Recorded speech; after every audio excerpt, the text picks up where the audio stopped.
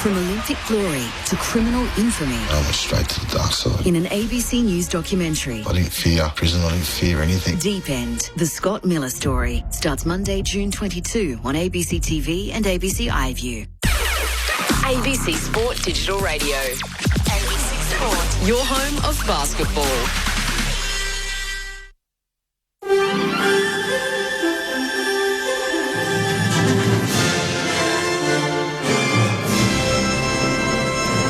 ABC News, good afternoon. I'm Stephanie Ferrier. Negotiations between the US and Iran are set to get underway in Switzerland as Tehran again threatens shipping in the Strait of Hormuz. Chelsea Hetherington reports. US Vice President J.D. Vance is on his way to Switzerland to lead the American delegation for the talks. He says he's hopeful of making progress and dismissed criticism of the Memorandum of Understanding, saying the US holds all the cards. It comes as Iran says it's again closed the Strait of Hormuz because of continued Israeli strikes in Lebanon. Lebanese state media is reporting those strikes have left at least 25 people dead. This man says his family was killed by an Israeli missile. It was my in-laws' house, my wife's two brothers, my mother-in-law and her son. There are also two babies. US Central Command denies Iran has closed the waterway, saying 55 merchant ships have moved through the strait in the past day. Back home, opposition frontbencher Ted O'Brien says winding back the fuel excise discount is a practical step. The federal government has confirmed the cut to the fuel excise, which has reduced petrol prices by 32 cents per litre, will halve to 16 cents per litre for a month from the 1st of July. Mr O'Brien says the decision to taper the discount is sensible.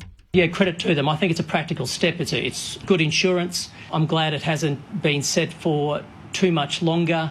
I think the real test for them is whether or not they find budget offsets to pay for it. Previously, they didn't do that, which is why we see inflation continuing to rage in Australia. The Victorian opposition is calling for all states and the Commonwealth to work together following the confirmed spread of the H5 bird flu to Australia. The strain was detected in a migratory seabird on a remote beach in southern Western Australia, with testing underway on another bird found in the same region. Australia is the last continent to detect the deadly variant of the virus. Shadow Minister for Regional Development and Livability, Danny O'Brien, says it's important to protect our agricultural industries.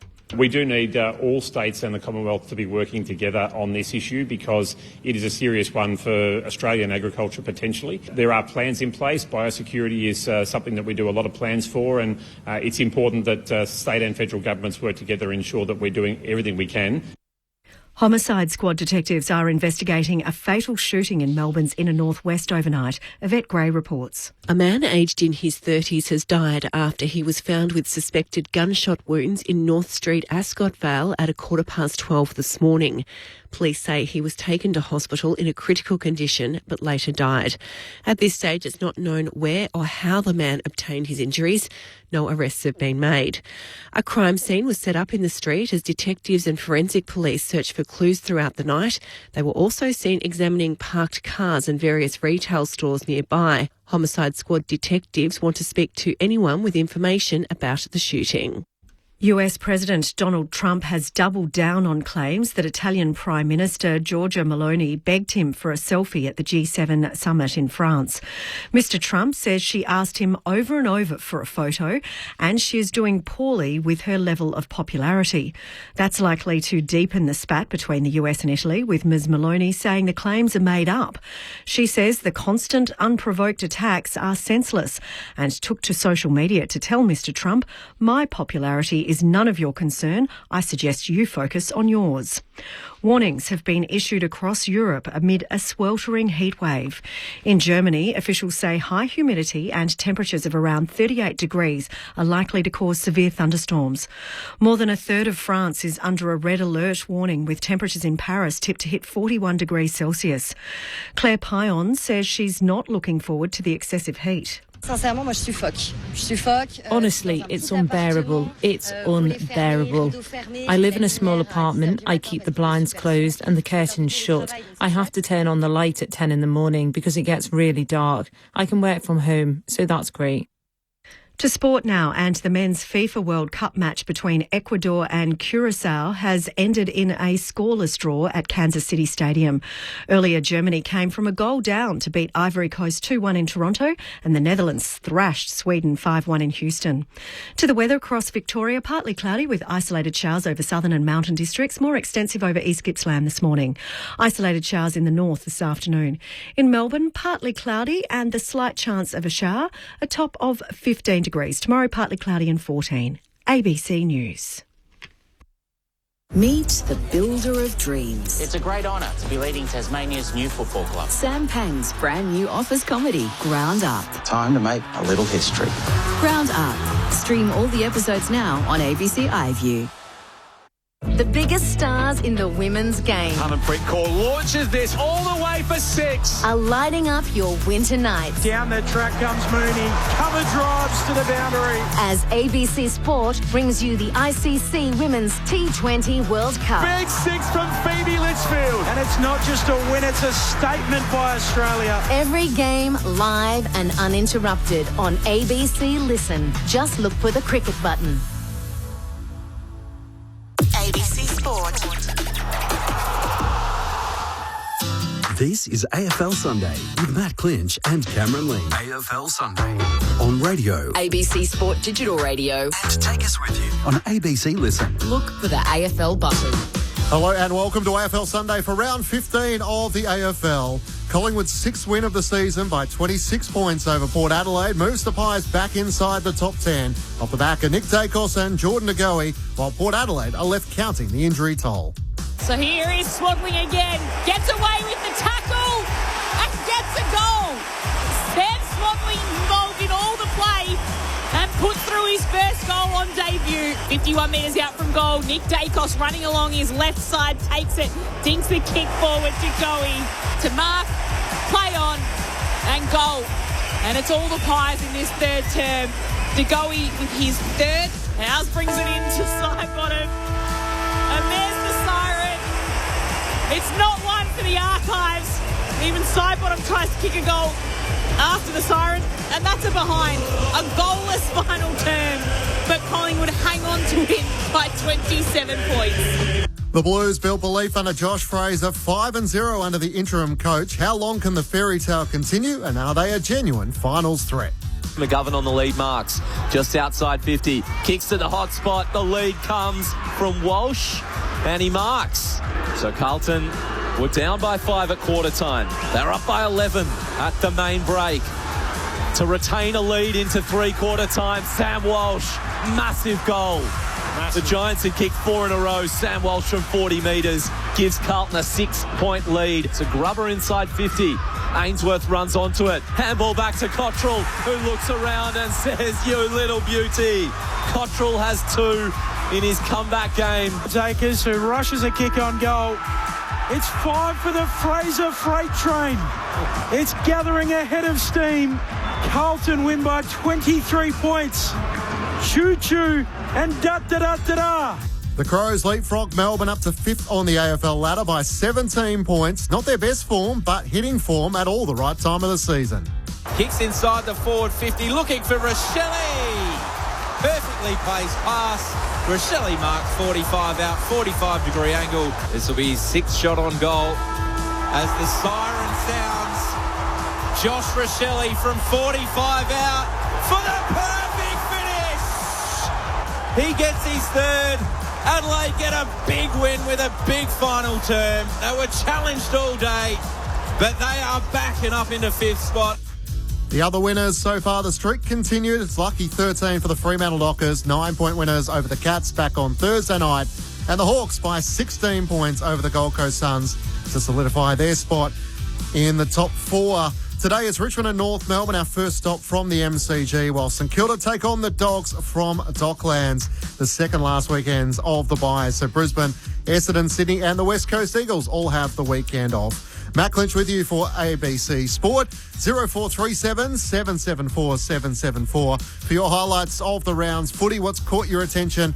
And it can be left of centre, of course. The legendary Cat is with you once more. Triple premiership player, premiership captain, Cameron Ling. Good afternoon and welcome to you. Good afternoon, Clinchy. Great to be with you. Good afternoon to everyone out there. We've got so much to talk about. The Pies get a win. The Blues get a win. There's lots of fun. The Crows were superb again. But, Clinchy, if you don't mind, I know we start our Sunday with a highlight of the round, as you said. I want to take this opportunity to, with my highlight, to send our love, our best wishes to Tony Modra, his family. Hopefully, from all the little snippets of reporting that we're getting, it's sounding more and more positive and more encouraging, and just really hope that continues to be the case. So I thought, in honour of hopefully his recovery, that my highlight, Clinchy, is going to go all the way back to round 8. 1993. Now, that's a little 12-year-old Cameron Ling we're talking about here. And I remember leaving Cardinia Park on a Saturday afternoon, watching Gary Ablett Sr. having kicked 12 goals against Richmond, as he liked to do, thinking I had just watched the most explosive, most entertaining player going around in the business. Well, the next day, as I sat down on the couch like a lot of people, and they put a lot of the interstate games on that late afternoon, almost twilight Sunday, Tony Modra and his Adelaide Crows against North Melbourne in round 8, 1993, come back to win by 2 points. The great Tony Modra bangs home 10 goals to get his team the victory, and also takes the mark of the year. They're probably the most iconic one when I think about Tony Modra. Over Ian Fairley, Glenn Archer's trying to come over the back and smash him while he takes that mark. 10 goals, mark of the year, and the win to the Crows by 2 points. That's in honour, hopefully, of some good news continuing to come out of what's happened with Tony Modra. All the best, mate. I hope you're going okay. Gives it his best. Modra! That is the mark of the year. I'll say now, no one will beat that. That's the biggest leap since Gillett Porter ran second in the 56 Olympic Games. Well, 45,000 people have risen to one. It's one of the great moments in the game, isn't it? It really is. Rowe has kicked the full forward. Modra's got it going for 10. And he kicks it. Held in. McGuinness has got the ball. Befittingly, when it's all over, and Adelaide win a memorable game by just 2 points. And Modra, what a game he's played. He's kicked 10 goals and a fantastic finish to a great game of footy. It's not often we go back that far for our highlight from the weekend's footy, but it's well called, Cameron Ling, because the highlights of Tony Modra as we celebrate the good news. I mean, there was no one bigger in South Australia in footy in the 90s, as you've outlined, and the good news is that he has been awake over the last 24 hours. Mark Rasciuto provided that update after being taken to hospital, and here was the Adelaide Crows coach Matthew Nicks with the latest on Tony Modra. I don't know yet exactly where Mods is at, but my thoughts and prayers are with him, and I know that he'll fight his way through it, and it's it's tough to hear, but what we do know is we'll be there for him, he and the family, no matter where this goes. But we're hearing positive thoughts. There's a lot of positive news coming back, but we don't want to get ahead of ourselves. Yeah, it's a tough time. It's a tough time because he's such a, he's a huge presence around our footy club, and still it has been since he finished up. Runs different functions for us. The energy that he brings, he's one of the best footballers to play the game, but he's just incredible energy. He's got this aura about him, always smiling. So we look forward to him recovering and getting him back. Adelaide Crows coach Matthew Nicks with the latest on Tony Modra. He certainly had an aura about him. I got to meet him when I lived in Adelaide. Lingy, Rod Jamieson did a lot of work with the Crows past players and their connection with the club. And when he was inducted into the Adelaide Crows Hall of Fame in 2015, it was a real light bulb moment for him because he had a somewhat challenging relationship with Adelaide. He didn't feature in their two flags. He was regarded as such a cult figure in his 118 games there, but he then, of course, went across to the Fremantle Dockers, and despite doing so much as a past player, he never felt like he was one of the all-time greats, and yet everyone who was in the room with him looked at him in that light. So it's pleasing news over the last 24 hours, but it has allowed us to reflect upon what a significant contribution he gave to the game, more in moments than in terms of stats and milestones. Yeah, 100%. Well said, Clinchy. He was truly electric. I didn't realise it was only 118 games. I think you just said. Do you want to have a crack at how many goals?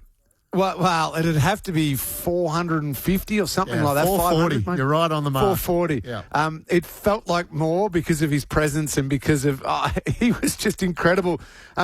Honestly, those were the days where you'd get home watching your favourite team. For me, it was the Cats, and Gaz Senior would kick a few, and you'd race home to see what Dunstall had kicked, Lockett had kicked, and Modra had kicked. That was the big one. And in case those playing along at home want to know, in round 8, 1993, Lockett kicked 4 in a loss to the Bombers for the Saints. Dunstall kicked 3 in a loss to the Pies. The other big bags for that weekend were for the Brisbane Bears. Roger Merritt and Michael Murphy both kicked 8 goals in a 162-point win against the Swans. So they were the days of big bags, and Tony Modra was right there in amongst it. He played the best of that entire round with 10 goals and mark of the year. It was certainly a different era, the return of the key forward, and hopefully we might get back there one day. As I said, I did get to meet him at the Crows Hall of Fame function. It went up and introduced myself, and he said, I listen to ABC all the time when I'm in the truck. So a shout out to he and his wife Erica, and hopefully they are on the mend. AFL Sunday on ABC Sport. Matt Clinch alongside Cameron Ling. For me, Lingy, well, it's hard to go past the navy blue man who turned harmonica in the post-game yesterday. The cult figure who returned to the lineup, featuring in his first game since round 8, just his third game of the season. It was Matt Cottrell who rolled out this, much to the impressed state of George Hewitt, his teammate, and his coach, Josh Fraser.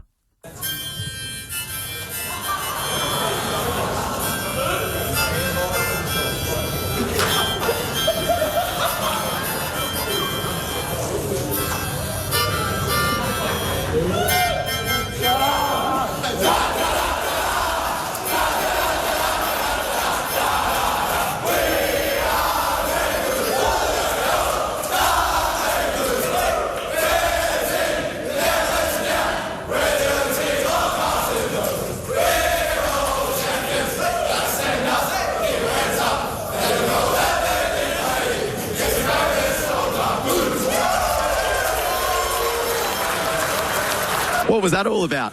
I actually have no idea. None of us knew that was coming. So, yeah, hopefully people enjoyed it, I guess. So, it was good fun. Hopefully everyone liked it. Yeah, that was a surprise to me. Yeah, I think he's a man of many talents, some which are a little bit quirky, but he's so good for the group. Like he's a great connector in the group. He brings great energy, the way he plays. And we need him to continue to play the way he did tonight. That's his responsibility, like everyone else when they're in the side, to play their role. But it's great that he could bring some fun to us in the post-game. Where did the harmonica come from? Was it like hidden in his sock? Or? I have no idea. Yeah, it's a good question. I need to follow up with him. I think I saw him with an Akuba on as well at some point. So it's good to see him having some fun. It paints quite a visual picture, doesn't it? Carlton interim coach Josh Fraser there trying to explain as to how Matt Cottrell went from piano man to da-da-da-da-da. But the Blues are humming at the moment, and it shows you what an infectious energy it can be when you are winning. So what does he do next week, Lingy? I have absolutely no idea. I'm with Josh Fraser. I've got no idea. You're going to break out the guitar or something like that. But the one thing we do know, the Blues are flying, and they did it. The Giants are a strange one because at times it looked like the Giants were going to break that game open. There'd be a 4 or 5 minute patch where their run and their power were like, oh, hang on, here we go. And then the Blues just showed a maturity of, no, we'll just wrestle it back onto our terms, stem the bleeding a little bit, and then away we go. That's not necessarily the Carlton we've been accustomed to before this run. When opposition teams have got runs on, they tend to be big runs, and 6, 7, 8 goals have ended from it. They allowed the Giants to kick 2, maybe, in a passage of 6 minutes that was Giants dominant, but it only cost them 2 goals. So therefore Carlton could then just flip it back onto their terms. And in the end, it was pretty comfortable. I mean, 28 shots at goal to 20, all the stats kind of very flattering. Just a really complete performance. And it had me thinking, hang on, there's a level of maturity here combined with obviously some really quality play and some quality players, but like they're handling the situational moment of a game really well. And that's a different Blues lineup. It is. It's a different Blues at the moment under Josh Fraser. I was trying to think about musical sort of instruments. Where have we seen that before? Hamish Hartlett started for Port Adelaide, I think encouraged by Tyson Goldsack. He pulled out the drums, Lingy, if you can't remember this.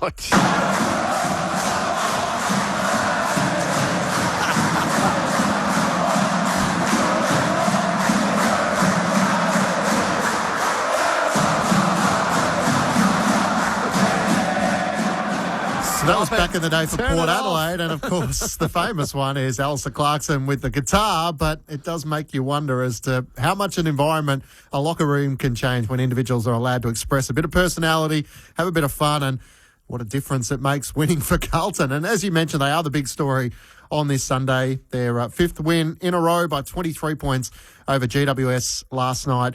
And we look at recent form, all of a sudden you've got to start to look at the sides that have been on streak so far this season. Fremantle have won now 13 in a row. They're clearly the benchmark.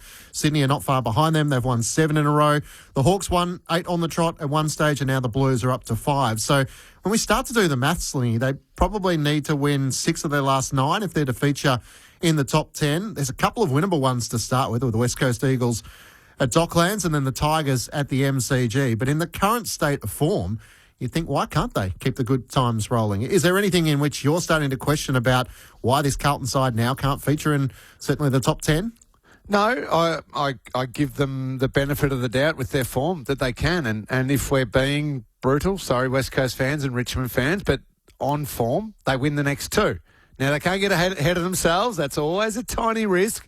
But let's say we lock those 2 in. After that, though, Clinchy, it gets a little tougher. Yeah, it does. That's the Hawks. After that, their old rival Collingwood at the MCG in a big Saturday night clash. The Suns, mind you, they're not shooting the lights out right now. And then Lions, Saints, Dogs and Fremantle to come. The great thing is, though, they don't travel. No. If you go through all of those games, I think you just said it, they're in Victoria now for the rest of the year. Yeah, and that was their last trip. 5 at Docklands. So they've got 3 at the MCG, then their last 5 at Docklands, which does give them a chance to try and bottle whatever they've got going and create that sort of environment where if momentum is rolling for them, maybe they are a chance at trying to get in the top 10 or slightly above that. Yeah, and ride the wave of it too. And Josh Fraser's smart enough to know this. There is a giant army behind Carlton who want to cheer about something. We saw that run to the prelim final a few years ago. The Carlton supporters, they are desperate to have something to grab onto and really ride all the way. So I'd imagine those games at Docklands that you're talking about are going to be packed out with Blues fans who are keen to keep this momentum going and ride that all the way, lean into it. Not some coaches... And Justin Longmuir's got a different challenge of okay, let's stay calm, keep the lid on it. We'll continue our momentum. We've got to build for the finals and that. I think in this, Josh Fraser just says, let it all go, boys. Let's get caught up in the whole atmosphere and the Blues excitement, everything like that. Let's ride it for as long as we can and clock as many wins up as we can because why not? The confidence has been, they've got it now. Hold it for as far as they can. And there's certainly only 2 games at the moment separating teams all the way down from 14th to the sides like Brisbane at just outside the top 6 at the moment. So in a season where the logjam in the middle of the ladder is so close, the Blues, if they can bank some of those wins, all of a sudden sides like Brisbane and the Bulldogs, Gold Coast, Collingwood, St Kilda, the Giants who lost yesterday, the pressure continues on them. Matt Clinch and Cameron Ling with you for AFL Sunday on ABC Sport. You can join us on the SMS 0437 774 774 and help steer the agenda. As Wes from Werribee has done, the Wizard Watson must be one of the most exciting and effective players in the AFL. Is he an All-Australian chance? Yeah, huge chance. Huge chance. Especially with the specific role he does play, that forward half. Even if he plays as a mid, he's still kind of just a forward half player. Absolutely in contention. There's some good ones who he's up against, though. But no, he deserves to be spoken about and would be getting spoken about a lot. Brendan from Hobart says, will Bobby Hill ever play for the Pies again? Or as patience running out with him? It's a really interesting stage for him, Brendan, where he's just got to train regularly. He's got to get back into the VFL and show the commitment, and be it he's dealing with some problems in his personal life as to the fact that he wants to be a professional footballer. Otherwise, there might be conversations at the end of the season when you have so much money sort of allocated to a player as to whether you have to sort of move forward and prioritise with the group rather than the individual. Yes, he's a Norm Smith medalist, but Collingwood, Craig McRae admitted last night, they're in a transition phase, so they need him to get back and to be doing his part of the equation to show that he wants to be a professional athlete. Absolutely, 100%. And I hope he does. Of course we all do, because we love the way he plays the game. But you hit the right point. You can't just get him back and think, okay, for a week or two, he's feeling good about himself, he's confident again, he's doing all the right things. Okay, let's put him straight in the AFL team. That would be the worst thing for him, because his conditioning won't be there, his touch won't be there, all that sort of stuff won't be there. And then he risks having a bit of a poor one and almost then being worried and stressing about, oh, no, I played terrible, all of that, and that triggering a few other things. So he needs a block of quality training and regular training so that then when Collingwood are able to put him out on the park, hopefully, in either VFL or senior games, he has an opportunity to succeed and feel good about playing the game again, get across the ground really well, use his skill and his speed. You want to put him in a position to succeed rather than chuck him out there almost up against it because he doesn't have the conditioning behind it. So that's the challenge. There needs to be a block of work before we see him back doing what he loves most, playing the games. Yep, and I'd love to have Craig McRae as my coach. He's only played a handful of the VFL games since last playing at AFL level back in round 21, but Craig McRae said it's nice to have him back at training, but let's be realistic. He's got a lot of work in front of him in terms of building those blocks back up to get to AFL level. Lingy, round 16, 1993, Modra 13 goals for, defeated Richmond 4-8. That was the third 10-goal haul that season. Now think about that, 3 10-goal hauls in a season. Imagine that happening now. That's from the Traralgon Tiger. Oh, wow, that's brilliant. I did have some fun, I must admit, when I did a little bit of research studying for round 8, 93 for my highlight of just watching some old clips of Modra kicking those goals against the Tigers and just running a mark against teams. And even the 7s and 8s. I got greedy thinking I need to find a double-figure one, and that one stood out with the mark of the year. But he'd kick 7, kick 8, just randoms. Just it's like, oh, that's a quietish game. He didn't kick 13 in that one. Yep. It was fun watching it. It's a different generation, and when Jason Dunstall makes references to players kicking a bag, you think, well, a bag was back in your day. Can anyone explain the allocation of the byes? Melbourne looked so tired yesterday. They are the last team to get their bye. Teams have had their second bye before Melbourne's first. This is something that is an easy fix and needs to be more consistent and fair. That's from Jane and Martha. It's a good call. Great shout out, but no, I can't explain it, and I don't think anyone can. And it's also the hard part in terms of looking at the ladder. So Geelong have played 15 games. The majority in the top 6 have played 14. Melbourne are the other one who have played 15. And we are waiting until the bye is completed, until the ladder really makes sense. So, no, can't give you really any better answer than I think there's got to be a way to do it better. So that will be the challenge going forward. AFL Sunday on ABC Sport. We're right in the wave of the Blues after their big win yesterday against the GWS Giants, their 5th win on the trot under interim coach Josh Fraser. In the rooms after the game, one of their best players, George Hewitt, was with Phil Pryor alongside Ty Kennelly and Ben Cameron. 5 wins on the trot for this club. Can you try and put words to this turnaround? Not really. It's sort of hard. We'll lose them early in the year, but we just felt the environment internally was going in the right way. I know Ty's been part of the Swans and the Bloods culture. Sometimes losing can bring you closer and bring the culture a bit tighter, and we just felt like we're going in the right direction. We just weren't getting the results. And then, probably with Fraser just being brought with a bit more freedom, and the boys are enjoying it, And for you, it's obviously been a bit of an up and down season form-wise. How are you feeling now? A really good night tonight, obviously, 30 disposals, involved in the middle with the other big bulls in there as well.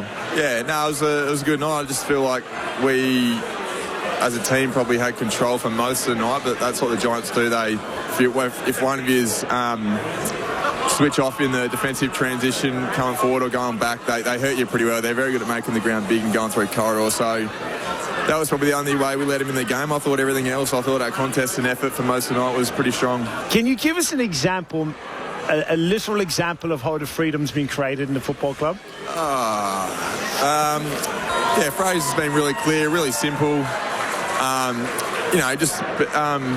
Be more simple with the footy side. Sometimes just giving the first gives just opens up the field. So, But it all starts with the game will never change. I think it all starts with winning the contest and who can defend better, and then you transition from attack and start from there. But yeah, sometimes it's just bringing back the fundamentals, winning your contest, your ground balls, like you said, Ty, and then things can happen for you. George, was there a meeting during the week to work out what you guys wanted out of the second half of the year? Nah, not really. Like, you sort of, as Ty knows, it just goes so quick. You sort of have your bye, you come back, you train flat out for the day, and you just might have a few, like a meeting on where you sit statistically on a few areas, and then you try and improve them, and if you're going well in some areas, try and uphold them. But no, not like a big conversation. It's just the reality of where we sit and where we need to get better. George Hewitt alongside our ABC Sport team last night after the Blues win over the Giants. They're 5 wins and 0 losses under the interim coach as they make their way up the ladder. They're currently in 13th spot on the ladder, 6 wins and 8 losses, but their only percentage outside the top 10 behind Collingwood. Your thoughts on the SMS? 0437 774 774. Grant in Hobart enjoying the show, loving another Carlton win. Do you think Adam Sard has played his last game? Probably the one is Billy Wilson's come in and taken his opportunity across half-back. He's been good, hasn't he? Nick Haynes looked sort of a little bit shaky at early stages of the season, but he's found some form as well. Yeah, but and again, it's on George Hewitt's point here. So much of what they're doing behind the ball and the way they're attacking and all that is also still coming off that great contested ball work they're doing. They've only just shifted things a little bit, but their foundational stuff is still there. But he alluded to it. First gives, first options, get it into open space on the back of your hard work. And that means Nick Haynes can then make more proactive decisions to be behind the ball. I don't reckon Sard's done. He still needs to be there and be ready to go should anything happen.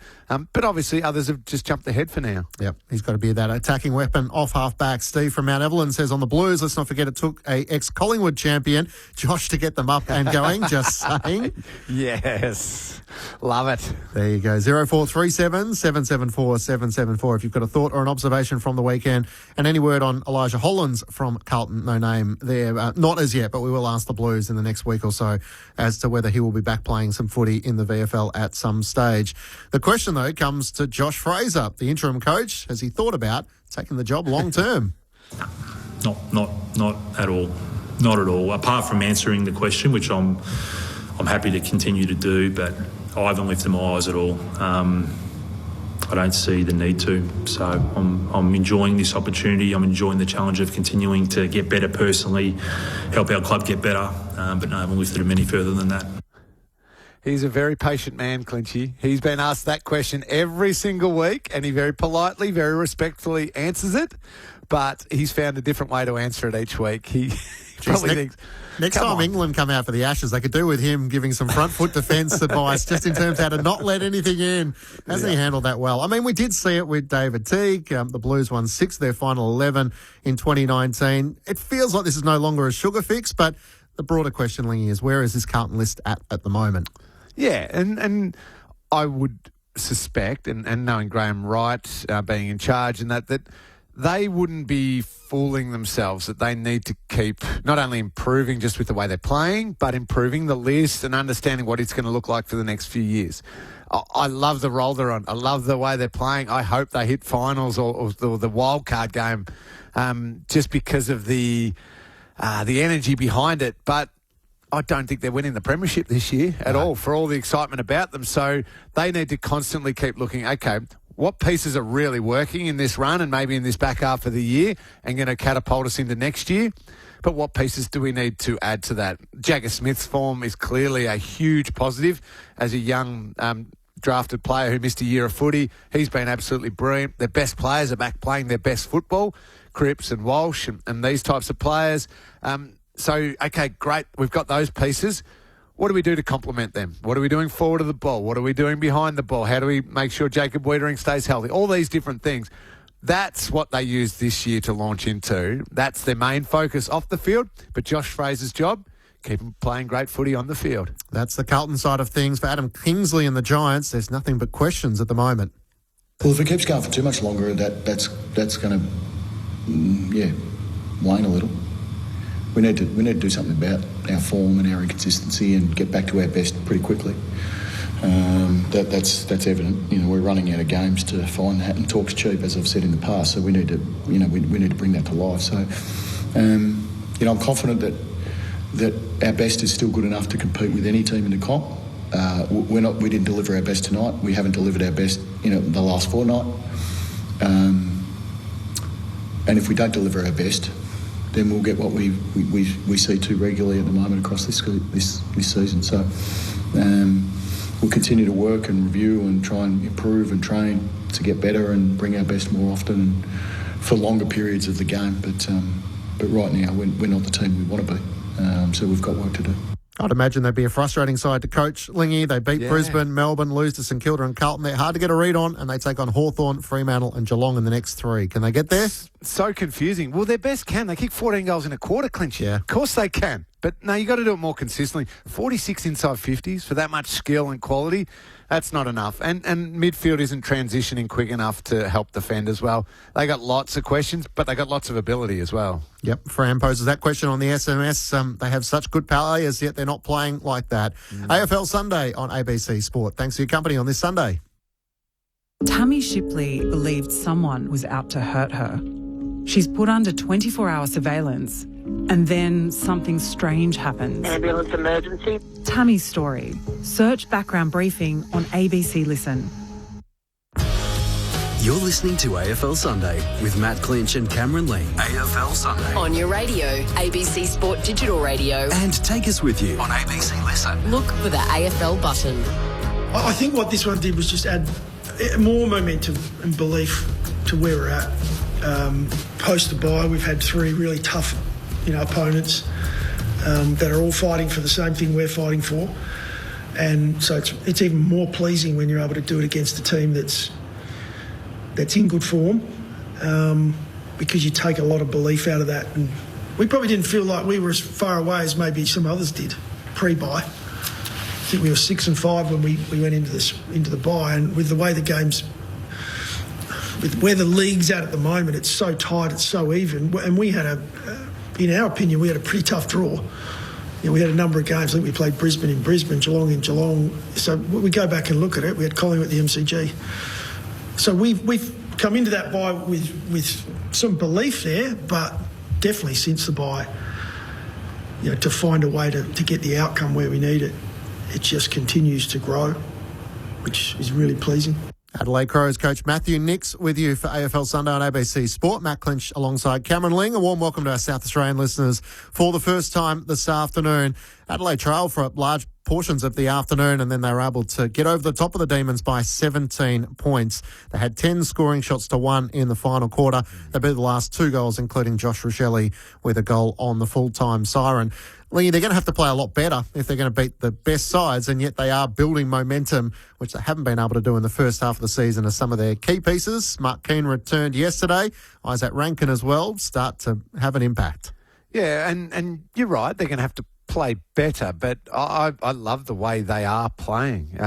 We've said it right throughout, and I think we've been fairly consistent on this, Clinchy. Take a little bow for us that They just needed to keep scrambling wins through that first half of the year and just stay in touching distance because of the players who were either coming back or going to come back. They had a horror off-season, pre-season, where they lost multiple important defenders. They needed to get Rankin back into form. They needed to get those defenders back playing. Nobody foresaw, of course, what Jordan Dawson was going to have to go through, and his remarkable form continues, the way he's able to put that aside and still continue to play great football.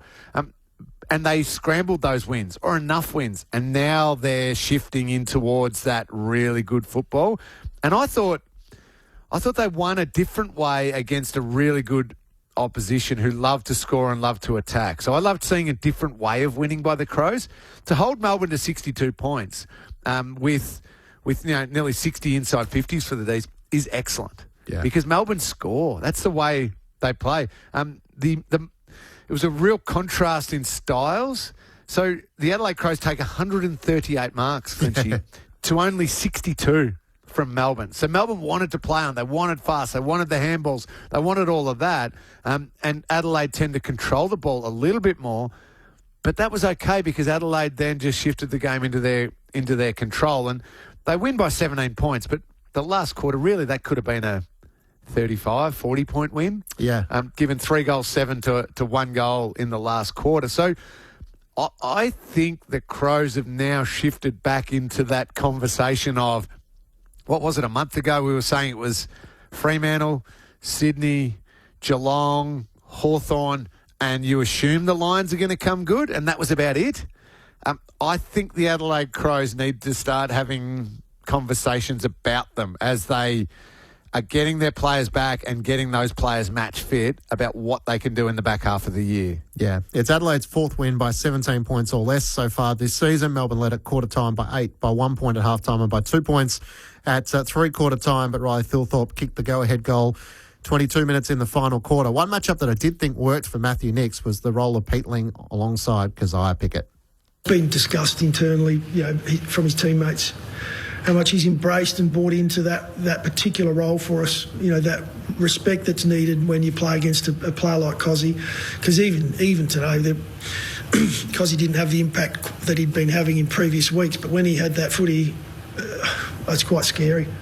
What the ability he has and the things he can do with the footy. So very pleasing that JP was able to be a part of a team effort to sort of take that away from our opposition. The thoughts of Matthew Nicks on the role in which James Peatling did on Keziah Pickett yesterday. The other side of that is for Stephen King and the Demons. They looked like they were fumbling in that final quarter, whether it was the pressure, but the moments, Ed Langdon dropped a mark. Cosy Pickett gave away a 50-metre penalty for not giving the ball back. They're moments that no doubt would frustrate the coach, and yet their record at the MCG is 8 wins and 0 losses. They're 1-6 elsewhere. Here's how Stephen King summed it up. For our young group, it was a great experience today. That was like a finals-type pressure and atmosphere, so that's a bonus for us. That'll be a great experience for us to take with us and improve on. But yeah, that second quarter, we were efficient in the first, and then there's missing goals, and then there's missing walk-in, tap-in goals, and I felt like there was probably 2 or 3 of those where could have really given ourselves a bit of a buffer there, and who knows what happens when there's scoreboard pressure. Stephen King with his thoughts on the Demons. Lost by 17 points to Adelaide. They play 5 of the last 8 against teams inside the top 10, Lingy. So for as good as they've been throughout the season, they're going to have to continue with that form if they're going to be a genuine top 4 side, which is a question mark at the moment. Yeah, and it's funny, isn't it, how we shift our expectations as the season progresses. Yeah. I would have said, 9 wins for the season is a good result for the Demons. At the start of the year, they've got their 9 wins already, and we then start talking, can they push higher into the top 4? Can they get in the top 6? All those sorts of things. I just take my hat off to what Stephen King and that group has been able to do, and the way that they have put themselves in contention for finals. If they fall short, if they end up in the wildcard, so be it. This is about the next few years for the Demons and the way they grow this group. Because they've been wonderful. And Adelaide had to beat a good team. And they, as Kingy just said then, Adelaide turned up the pressure, the finals-type pressure, and the D's didn't quite handle it perfectly. That's okay. That's okay, because players like Harvey Langford and some of those young wins of those younger players, that will be great for their growth and development to be able to handle that in the future. Yep. And for Melbourne, last season, they were 14th on the ladder, 7 wins and 16 losses. So as you say, Ling, it's already a pass mark on last season to this season, but you just don't want to waste your opportunities when you get a chance to finish in the top 6, because I think 7th, 8th, 9th and 10th is going to be the intrigue. I know we were questioning the role of wildcard in this season, but you don't want to be in that position where you're scrapping and, probably having to play that extra game than some of the sides that finish in the top 6. AFL Sunday on ABC Sport. Matt Clinch and Cameron Ling with you on the SMS 0437 774 774. Sean's at the MCG. He's listening to us as he's sitting in the stands. No footy for him today for you, Sean, so there is no late changes there for the Tigers and North Melbourne. So back-to-back games with at the MCG, and then St Kilda and the Western Bulldogs, the latter of the games from Docklands. Ron says, hi guys, do Hawthorn have a big problem with too many good players, and who do you pick each week to try and keep the balance right? Yeah, well, Hawthorn are there. I know we sort of shifting back to Friday night now. It's important to touch on just how impressive Freo were on Thursday night and Hawthorn were on Friday night, Clinchy, because I thought the Suns stepped up a little bit. given their run of 3 losses coming into that Hawthorn game. They stepped up a little bit, and Hawthorn went up a gear as well and took care of them reasonably comfortably. They have got terrific players everywhere. They've got goal-kicking threats. Will Day back into that midfield. It's just that extra piece of, and you can see Sam Mitchell so excited to have him back. Do I just pop him behind the ball for a little bit? Does he burst through the middle of a clearance and play more as a mid? So many options open with that class of Will Day now being in the group.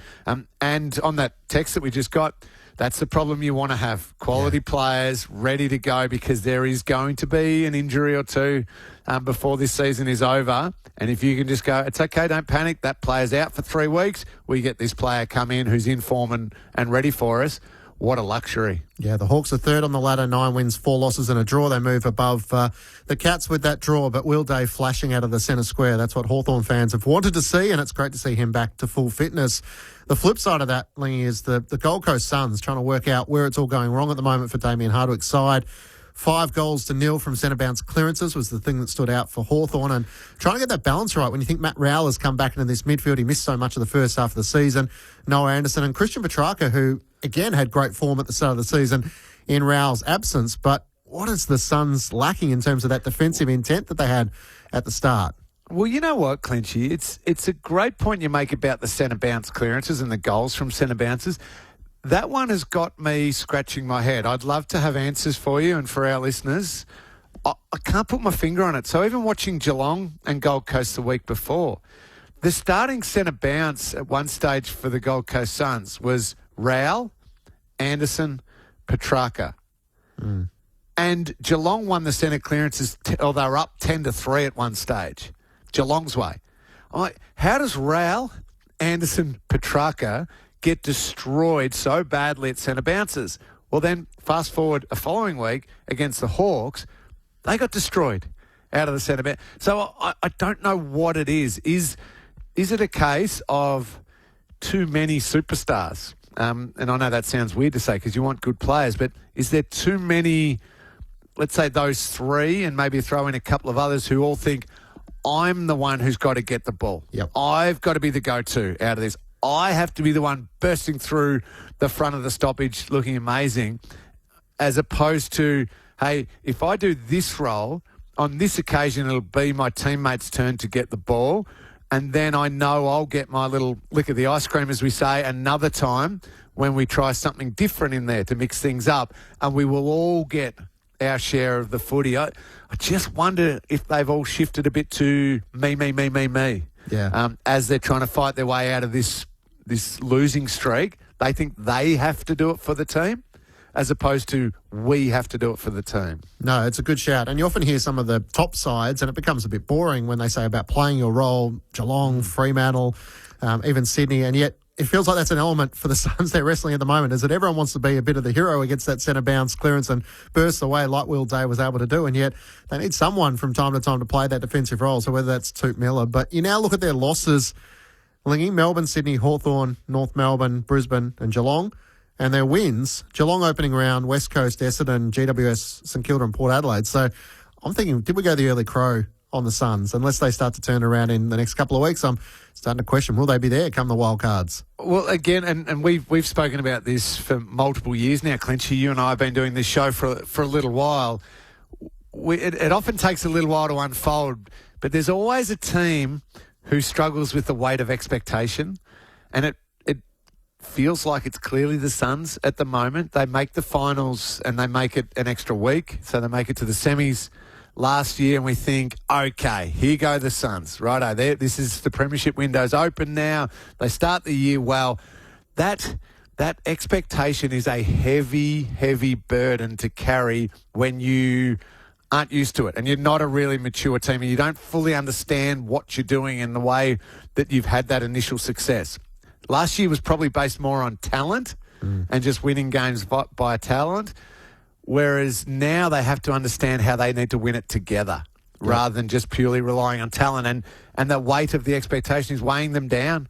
And as I said, it's probably inside their heads a little bit. Oh, to get out of this slump, I need to do this. I need to have 35 and kick 5.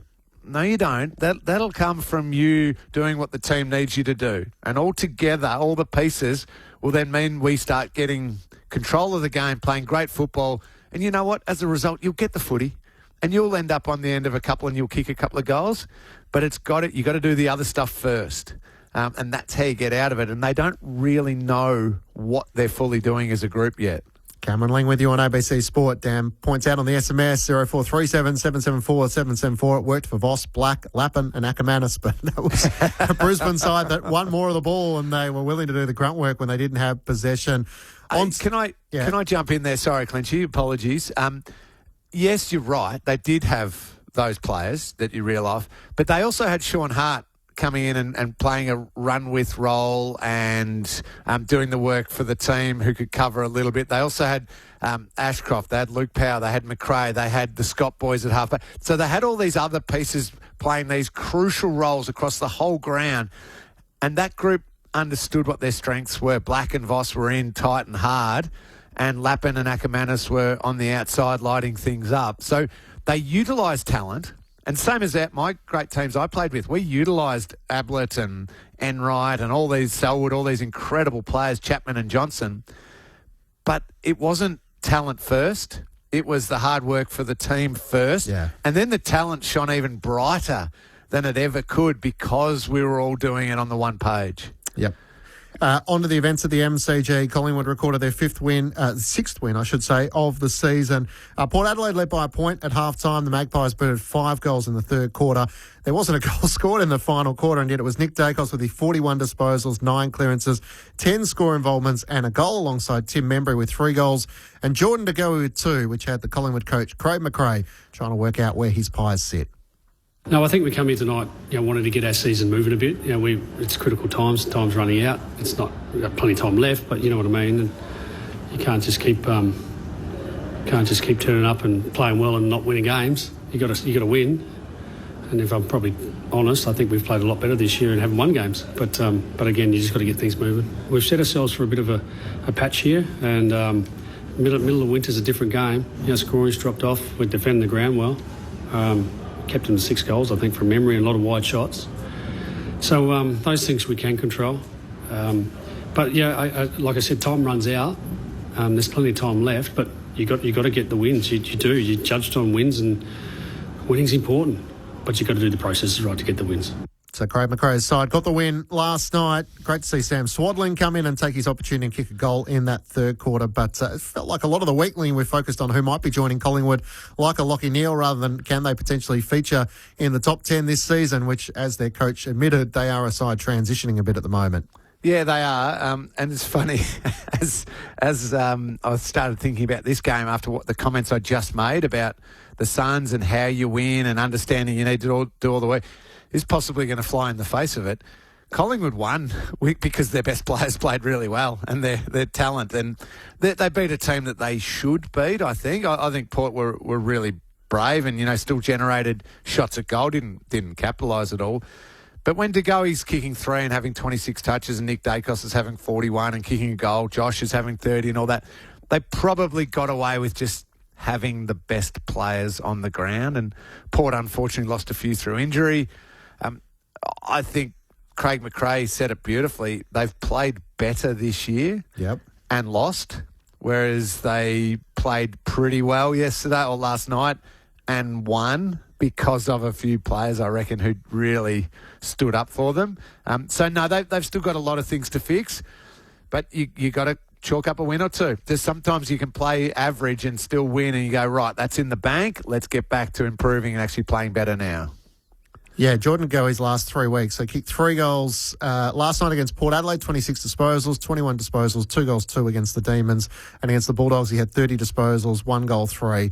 That form of Jordan De Goey, he's a needle mover for the Magpies. So how long can he keep it going? And then the questions about the players who are towards the back end of their career. Scott Pendlebury was rested last night. Jeremy Howe played that loose role across half-back without Darcy Moore. And unfortunately, no, Jamie Elliott is out until next season. Unfortunately for Port Adelaide, you heard Craig McRae reference their performance in front of goals. 6 goals, 16, but it was the injuries, unfortunately, for Josh Carr last night. It was a hard third quarter, one from a football point of view. The entries inside 50 probably hurt us all night. It wasn't just the third quarter. We got entries, but our method going inside 50 was really poor in the conditions. Not getting that deep enough and allowing them to get the turnover on the other side. And a team like that with some mature players and senior players that can really hurt you. How much did it affect the rest of the group, seeing those guys go down the way they did? Well, the game had already gotten away from us in that third quarter. I thought the boys rallied in that three-quarter time to the last quarter, and obviously we didn't kick a goal, neither did they. But I still felt like we had spirit. So the concerning news is Asaba Radaglia, sounds like season over for him with that knee injury. Terrible run for a player who's become so important. Brandon Zirk-Thatcher will come out of the sample, he said, ahead of the showdown next weekend to try and make sure he is right to go. Jack Lukosius, who just returned from injury, can't get a trick at the moment. He suffered injury as well.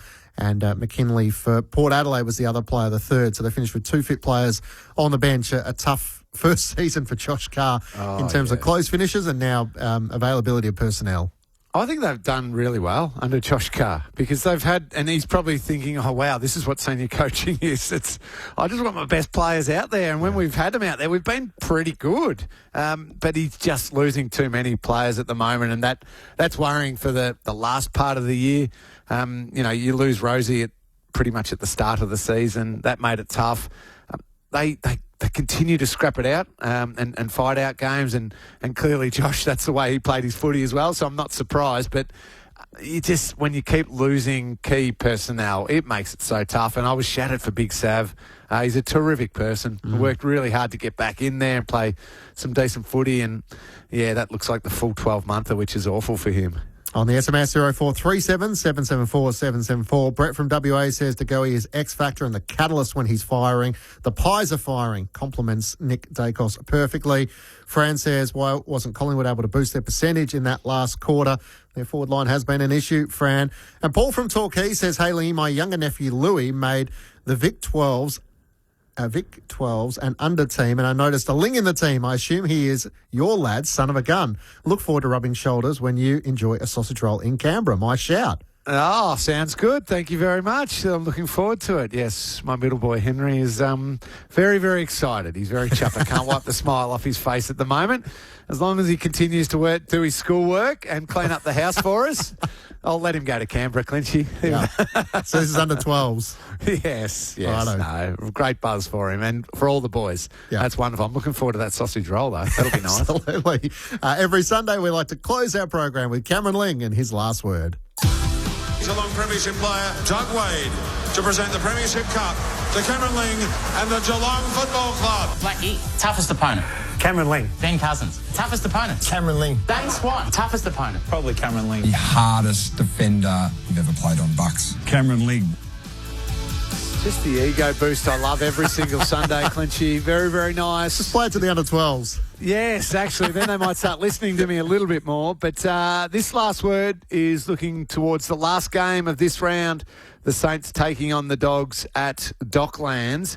And this is one for St Kilda fans out there. And hopefully Ross Lyon's listening. I'm sure he is. I'm sure he tunes into us every single week. Yep.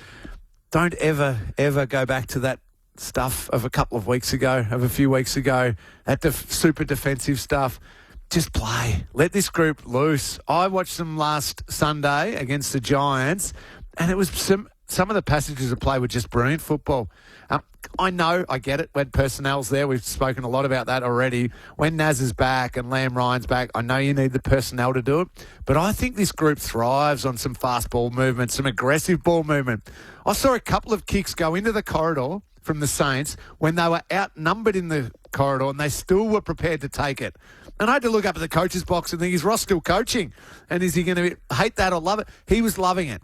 Play this way every single week because they've got the fundamentals behind the ball. They're pretty good. They're good in a contest. I reckon let this group loose. And you've seen Liam Ryan's form since it's been happening. 11 goals in 2 weeks and he's flying across the ground as a nightmare matchup. Last week they were playing Himmelberg on him, the Giants, because they were so scared of him up in the air. And then at ground level, Ryan just torched Himmelberg. And then they had to roll Sam Taylor onto him, who's one of the best key defenders in the business. So please keep playing this way. And I reckon if they do, they can take a scalp. They can knock off the Dogs.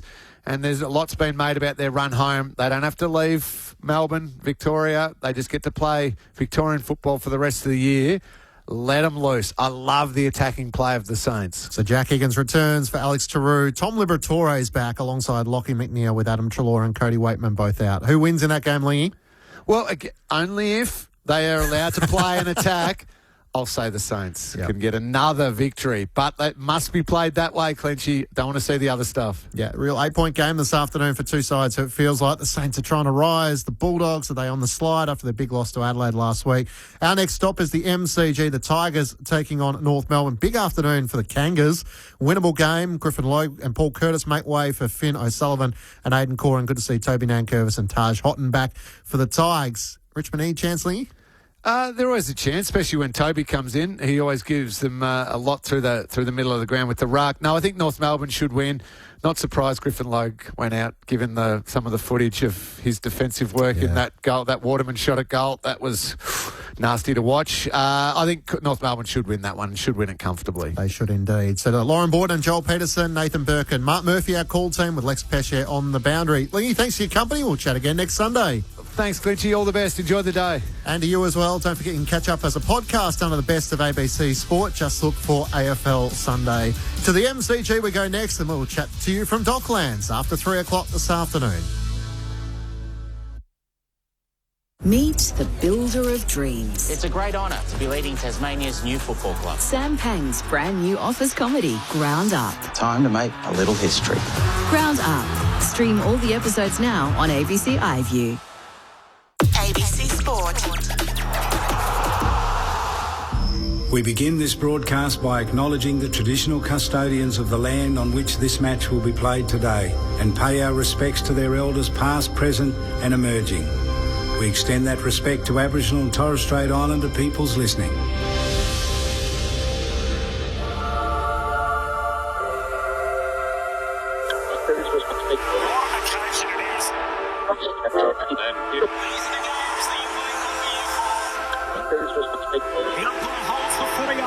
Boy, we're going to have some fun. The AFL in 2026 on ABC Sport. When the siren sounds. Here we go. Listen to the roar. It is showtime. You take a seat because it don't get better than this. Right to the goal line. Jamie Elliott, the man who gravity forgot. That's why we love AFL football. On ABC Sport, this is the AFL. Sit back, relax, witness the greatest. It don't get better than this. From 45 and rides it all the way home. An ambitious effort. Unbelievable. The left foot is a goal. Oh, yeah.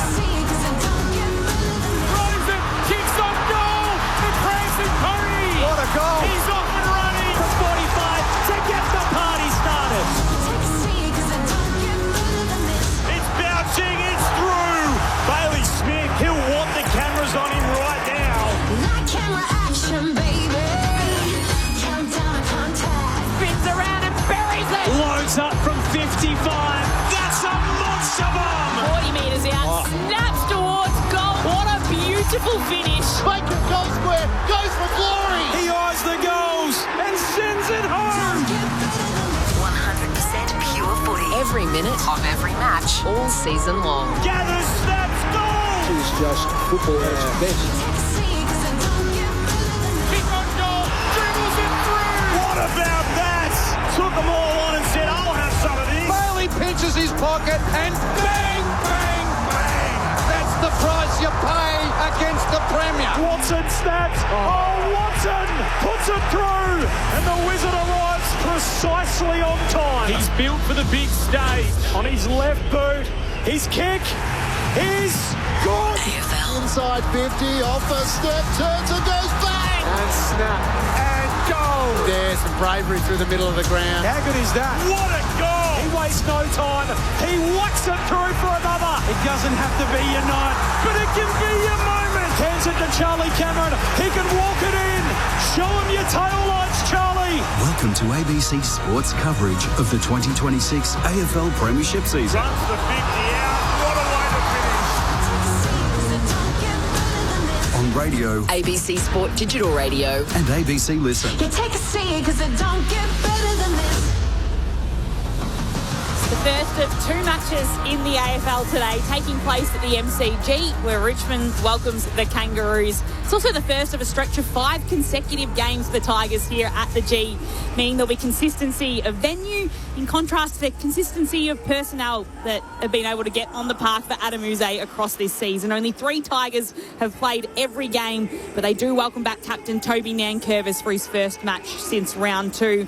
Well, for North Melbourne, it's returned from its 2-week sojourn across in the West, which resulted in 1 narrow win and also 1 massive loss as they come back to Melbourne after those 2 matches over in Western Australia. My name's Lauren Borden here at the MCG. It's the second time we'll see these 2 sides in action against each other this season. Of course, last night Port Adelaide and Collingwood played their first game against each other since round 1 last year. But in round 6, when these 2 sides did meet, it was North Melbourne that ran away big winners by 75 points. Paul Curtis kicked 6 goals in that one. He won't be out there as he faces his 3-match suspension. This is the first match that he'll miss with that. But it is North Melbourne and Richmond here at the MCG today. St Kilda and Western Bulldogs coming up next at Docklands. That's where we'll take you following the conclusion of this match. To call the match today at the MCG alongside me, Joel Peterson. Hello, Joel. Nice to be at a sunny MCG. Yeah, nice to be at a sunny MCG, being the operative term, Loz. It's been a mixed week of weather here in Melbourne, but a beautiful day today, clear skies and not too much breeze around. For North Melbourne, it's a game you've just got to win. You've just got to take care of business today. If you're to be any chance of being in those wildcard spots at the end of the season, then they've got to do it today. They are 6-7 on the campaign. Their percentage is only 88.5, of course, with that big loss against Freo a couple of weeks ago. So they absolutely need to take care of business today. No other results rather than a pretty comprehensive win will please them. For Richmond, I mean, it sort of feels like they'll get a look today. So Nankervis comes back in. Taj Houghton plays his first game of the season, who they're very, very excited about at Tigerland. The reinforcements are coming for Richmond, so there is a little bit of excitement there. And we've had something different in the pre-game as well, Loz. We always have the ball delivered to the umpires. Now, Richmond struggle to find players throughout the course of the season. I don't know whether they're struggling to find fans or not, because a robot did the honours today, handing the ball to the umpires pre-game. So it was all a bit weird and freaky, but this is the new age world that we live in. Yeah, I think the world's gone past us, Joel. Yes. But it was a very real looking robot. As far as robots go, when it's literally made out of metal and had a Richmond jumper on. But in the grand scheme of what robots have been in the past, it was up there. It was moving pretty well. It was a little creepy. But anyway, that was how the match ball was delivered. Lauren Borden and Joel Peterson to call the action. In the back are our ABC Sport experts, a couple of 300 gamers, captains of their respective clubs. From St Kilda, Nathan Burke, hello to you. Hello, Loz. Hello, everybody. Can I ask, when did delivering a ball in a game of football become a thing? I don't be grumpy right off the bat. Didn't they once have a helicopter that dropped it in for the grand final? I like that. We have 15 balls at either end. They're going to deliver them all. Anyway, hello everyone. Lovely to be here. Sorry for my grumpy start. I got the train in today. It was a bit of a flashback. As a young Richmond supporter growing up, I remember catching the Frankston line in and I'm sitting there in my Richmond jumper, and there's some little boys and girls in their Richmond clothes, and it was a bit nostalgic, and it was good to see. So we've got the MCG bathed in sunlight here on a winter's day. Great for families. Let's hope we get a great game. And out of the blue, sitting alongside Nathan Burke, is Mark Murphy. It's nice to see you, Murph. Good to be with you on a Sunday. Talking about the Richmond supporters coming into the G. It's a good opportunity for North Melbourne to get a chance to play here at the MCG. They don't play too many games here, and I reckon quite a few of their players probably wouldn't have almost played here a few times. So it's a good opportunity for the North Melbourne Football Club to come to the MCG, the home of football. They're always down at Docklands, so I think they'll be pretty excited to show their wares against a side who they should come here and beat. But we all know when teams are in around the middle of the ladder, when their expectations are to win those games of football, that you really want to get off to a good start and not give that side who's the cellar dwellers down below to give them a sniff and an opportunity early. So it'll be interesting to see how they go about it. What do you think they take from Western Australia? So they lose by 124 points to Fremantle, then they rebound with a 1-point win against West Coast. I feel like they did that a couple of weeks ago as well when they lost to Adelaide quite significantly, then rebounded with that comeback win against Gold Coast. It almost feels like this pattern where they need a little kick up the backside to get moving the following week. Yeah, they'll be looking to get out of that roller coaster type of week-to-week proposition. And, geez, they were terrible, weren't they, against Fremantle? And I think the worst thing for them too was to be stuck over in the West, but they actually found a way to play some good football against the Eagles. The Eagles are you can't just go over there and expect to win these days against the Eagles, especially on their home deck. So they got lucky with Waterman missing that one in the last 40 seconds, but they walk away with 1-1 over there, and they come here today to expect to win and to win quite well. But they'd be looking to try and just get some wins on the trot together rather than having those games where they're disappointing and then have to respond. So at least they come off a win from last week and look to get 2 in a row. Lauren Borden, Joel Peterson calling the match here today. Mark Murphy and Nathan Burke, your ABC Sport experts. Down on the boundary for us is Lex Pesce. How are you, Lex? Hello. Well, it's beautiful down here on the boundary. The sun is shining in Melbourne. As Joel said before, the weather's been a bit hit and miss, but it's beautiful down here. Not a lick of wind at all, so a great day for footy for both sides. Interestingly, I was thinking this week Richmond moved to Waverley, and when Adam Uze did his press conference, he spoke about the ground size being similar to the MCG. So let's see if that helps them at all today. So they did. They trained at Waverley this week ahead of their moving out there during the off-season for about 6 to 8 months while Punt Road gets redeveloped. There's a quiz question that'll be coming everyone's way throughout this match about venues between these two sides. So just get ready for that throughout this match. Berkey, what are your thoughts on Richmond? Are they a chance given what you saw from them against Brisbane? Were they competitive for 3 quarters down in Tassie? Absolutely. They were very good last week with young Elgar kicking 4 and Kai Annan in for his first game. He was very impressive. So I'm going to tip the Tigers. Murph? I think North by 3 or 4 goals. All right, there we go. One apiece in the back row. It is Richmond and North Melbourne at the MCG. For the opening quarter, here's Joel Peterson. Hooper Trimbath starting in the ruck for North Melbourne, going up against Toby Nankervis, leaps over him and wins down the opening hit out of the game, but Nankervis gets the clearance for the Tigers, going back the other way. Handball almost chopped off. Through the middle comes Taranto. Feeds it back by hand to Banks for Richmond. Campbell spins through the traffic. Tigers kicking to the punt road end in this opening term. Kick out wide to left half forward. He's over the head of Lafau, and that'll go out last touch. And a free kick will come to Aidan Corr, one of 2 inclusions for North Melbourne, alongside Finn O'Sullivan, who returns for concussion. Griffin Logue, Paul Curtis make way. And then Curvis and Houghton, the 2 ins for Richmond. Hopper and Ollie Hayes-Brown, the outs. No late changes to the early fixture at the MCG. Caleb Daniel spears a pass to that man in O'Sullivan who's back in the side, centre half back for the Kangaroos, stabs it across to Parker, who kicks further down the line to Darling. Then he hands it off to Davies Uniacke, who'll put North Melbourne inside forward 50, sending the ball to the top of the goal square. No mark can be taken by Comben. Ball spills to ground. Constanti's there, gets dived on by Boston, and it'll be a ball up in the left forward pocket for North. Richmond's defenders last week were a very impressive group of 6, and it's going to make it really difficult for North to score. So Taranto takes it from the ball up and just puts the kick outside of defensive 50. Goes over the top of McDonald. And then out the back is Bolter, chasing after it all the way down centre wing, lumbering after it, falls over in the end, and North will win it back by Comben, who hand passes to Blamires. So Bolter starting forward for the Tigers to try and stretch that North Melbourne defence. Constanti's got it in the outer wing. Pokes his pass to the edge of the 50. It's a neat kick. Blamires, 51 metres from home. Left half forward for North. Kicking to the city end in this opening term. Rolls onto his right boot. High kick to full forward. Sherry's in the pack. Annan at ground level. Scoops it up for the Tigers. Handball back to Broad. Retreats toward the goal line. Comes out toward the members' side. Hangs it high over the head of Rioli. And it's plucked out of the air by Sheasel, who floats across, reaches over the top of Morris Rioli and takes the mark. 45 out, 45-degree angle to the right. Yeah, unfortunately for Morris Rioli, the kick was just too high and just sat on top of his head. So it was the broad exit from right on his goal line that was just too high for him, and it just invited the timing and the mark from Sheasel. So that was just unfortunate positioning for Rioli just to be stuck underneath that one. 1 goal, 3. Got the 10 coaches' votes, 39 disposals when they met earlier in the season. He's kicking the only thing that let him down that day. And his first shot here is across the face to the left. Darling got a good look at it. It'll stay in play. Bounces around in that forward pocket. Trembath through the traffic. Constanti has a go. Left forward pocket for the Roos. It spills away to McKercher, who throws it on the boot. And his kick floats out of bounds on the full, so the Tigers get out of trouble a couple of times on the last line. No right foot. Would have been a goal.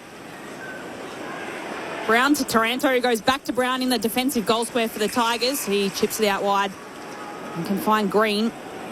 He's still about 40 metres from defensive goal, looking left, right, behind him for any option available for him. And in the end, he just chips backwards towards Tom Brown. He'll now flare it across to the broadcast side of the ground, finds Banks, who marks, and then just chips it out to Anand. In his second game of footy, can load up on his kick and go for distance all the way to centre wing. It's front position for James Trezise. He marks, takes it, and hand passes to Banks, who's run all the way to the front of the North Melbourne bench, then kicks to Nankervis, who had plenty of North Melbourne players around him, brings the ball down. Morris Rioli will pick it up. Hand pass to Prestia. He drops the footy, he can regather and just bomb it inside forward 50. The kick was to no one in particular. And Zerha sitting back there for North Melbourne and can take the intercepting mark. Neither side able to score just yet. We've played 4 minutes in the opening term at the MCG. Right on the end goal line from State of Origin earlier in the week here at the Melbourne Cricket Grounds. North inside defensive 50 on the Sunshine on the southern side of the ground as Caleb Daniel scoots through the defensive 50, bites off the kick infield to Sheasel, back edge of the centre square. He floats an awkward spinning ball out wide to McDonald, and the overlap run of Parker, who gallops through centre wing on the members' side, gets onto his right foot, sends it inside the arc. The tall timber's there for the Roos. Trembath with two hands, couldn't take it. Banks does the roving, hands it off to Trezise along the boundary line, kicks back down the broadcast side. And Parker's made such a good job of that, intercepting throughout the course of this season in that roll across half-back, sends him to the middle of the ground for the Kangas. Davies Uniacke and now Blamires. He can enter the 50. How's the delivery? Larkey in the pocket. Sherry over the top. He thrashes it out toward the boundary line and they'll get a stoppage. Left forward pocket, North into attack. No score in the game. 5 minutes gone. Kangas at the city end of the ground. All of North's forward entries so far have just been long bombs to top of the goal square, 20 metres out. Not once have they tried to direct the ball out in front of somebody leading. I want North Melbourne forwards to get on their bike a little bit more and start to giving some better options. Ball swung in. Prestia tries to dig it out, but it's Sheasel that gets clean possession. Hand pass to McKercher. Hand pass back to Davies Uniacke. His hand pass a turnover as Boston takes it for the Tigers and hand passes it out wide towards Campbell, who has it is taken high. And can just move the footy on towards Prestia with a little chip kick down the line. He moves it on to Rechko. And his kick, though, is chopped off ably by Comben, who just jumped in front of Lafau, the intended target. Takes it back for the Kangaroos and he chips backwards towards Daniel. The worst intercepting side in the competition, North Melbourne. So you don't want to give them too many easy looks like that to pick them off. Roos come across defensive 50. Now to Larkey in front of the Richmond interchange, just behind centre wing, feeds the handball to Simpkin on the overlap run. He shoots it down the line by foot to Spargo. 2 kicks from home. 6 minutes played opening term. Sunday footy on ABC Sport. Joel Peterson, Lauren Borden, Mark Murphy, Nathan Burke, Lex Pesher with you. No score on the board as yet between Richmond and North Melbourne. Kangaroos enter 14th, Richmond 17th on the table this season. High and long again, Berkey. Harry Sheasel's kick. Darling puts his fist through it. Spills away to Brown of Richmond. Trezise along the boundary line. Handball to Brown. Now to Banks. Neat kick. Lafau. It was another easy kill for Richmond. First team to lay a tackle wins. So Lafau from close to the boundary line spots up Prestia right in the centre of the MCG. He plays on Sheasel. Takes him in a tackle. O'Sullivan comes in to help holding the footy. We've got one. We've had circle work for the first 10 minutes. So, according to Berkey, that means North Melbourne wins. Well, on world record pace at the moment, the North Melbourne Footy Club. They've had 21 uncontested marks already. So Sheasel to Spargo. There's another one. And he wants to slow things down a little for North here. For weaving his way through 2 players to pop it inside forward 50. Sherry couldn't take the mark. Spills out the back. Trezise takes it. Hand pass across to Broad. Hand pass back to Trezise. Still in defensive 50. He's being hunted down. A hurried hand pass. Can't get to Nankervis. It's still inside forward 50 for North Melbourne. They lock the ball in here. And it'll be a ball up 15 metres out from North's goal. Kicking towards the city end of the MCG. 7 minutes played. And neither side able to score yet. Dominated territory, North, but the looks inside the arc have been not terrific. There's George Wardlaw on that tackle. That's his bread and butter. So the method of the high entry has been one thing, Berkey, but a lot of the times the kicks have been going to Tristan Sherry, who's got hands like they're made out of bricks. And against Nankervis, he's not going to be able to take a contested mark against a guy who's just as big and strong. Ball tossed back in, right forward pocket for North. Sherry does the ruck work. Cumming does the roving for Richmond. Scooped up by Prestia. Darling with the tackle this time. Wraps up Tresize, who's been busy in the early going. And we'll have another forward stoppage still inside at the attacking arc for the Roos. And Curvis gets a tap out. Tresize hand passes it straight out of bounds. And it'll be a throw in inside forward 50 for North. Yeah, well, they've dominated the game, North Melbourne, but they're getting their entries from probably 80 to 90 out. And so, as Berkey did say, they're just hoping for the best. They need to get that next uncontested mark, 15, 20 metres up in front. That way it gives an opportunity to hit up those leads. So Nankervis had front position. Sherry with a little tap out. Simpkin picks it up. Hand passes in the direction of McKercher. In the end, Wardlaw takes it, keeps it in. Was looking for Trembath. Couldn't pick it up cleanly again. Simpkin digs it out. He has to hand pass it hurriedly away. But it's Sonzi that picks it up for the Tigers and can clear it out all the way towards left half back for Richmond. And they'll move it down by Algar across to Sonzi. He kicks it right down the wing. Bolter can work his way to front position. Just gets a kick away as he's being tackled. But it's all North Melbourne jumpers around the footy. It's Davies Uniac that collects. Hand passes it to Comben. And again, they'll steady it in defensive 50 through Daniel. Daniel's got Myers on the southern side. Still scoreless through 9 minutes. Sunday footy on ABC Sport. The Saints and the Dogs to finish off round 15 a little bit later this afternoon. Great to have you with us on ABC Radio Sport Digital via ABC Listen. Daniel back inside defensive 50 for the Cannigas. Aggressive kick cut off by Sonsi. Front point of the square for Richmond. Pokes it inside the arc. Taranto left it behind. The door open for Sam Cumming, who steps up to the plate and drives it through. So much excitement about what Sam Cumming brings to the table.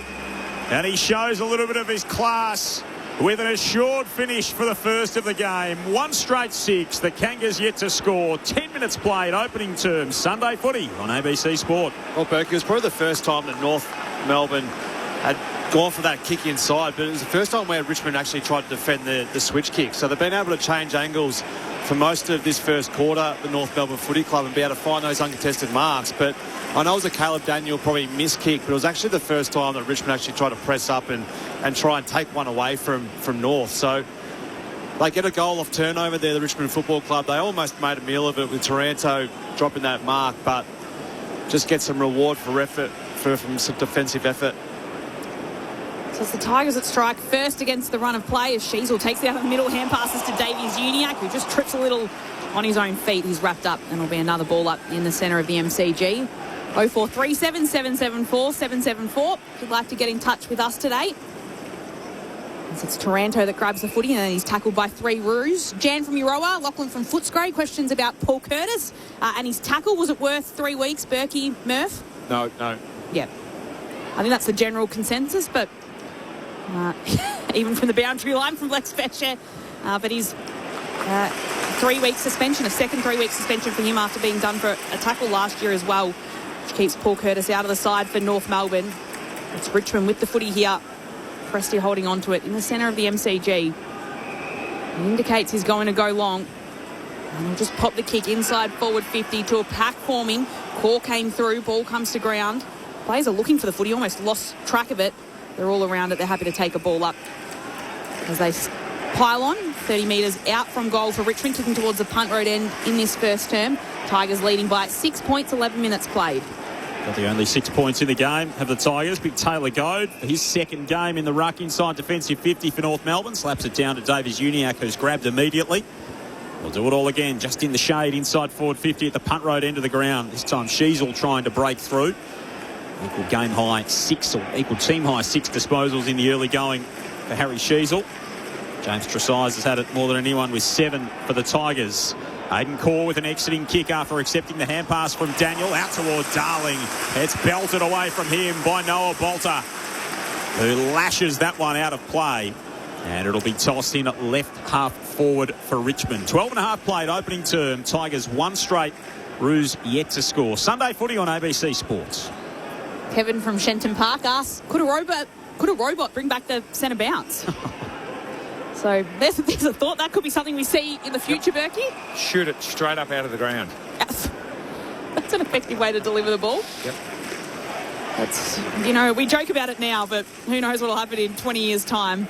Ball is tossed up, go. Follows it over, might have come off his boots. No, it'll be a throw-in. Do you ever see the old little, sort of like a board game type thing, the pop-up pirate?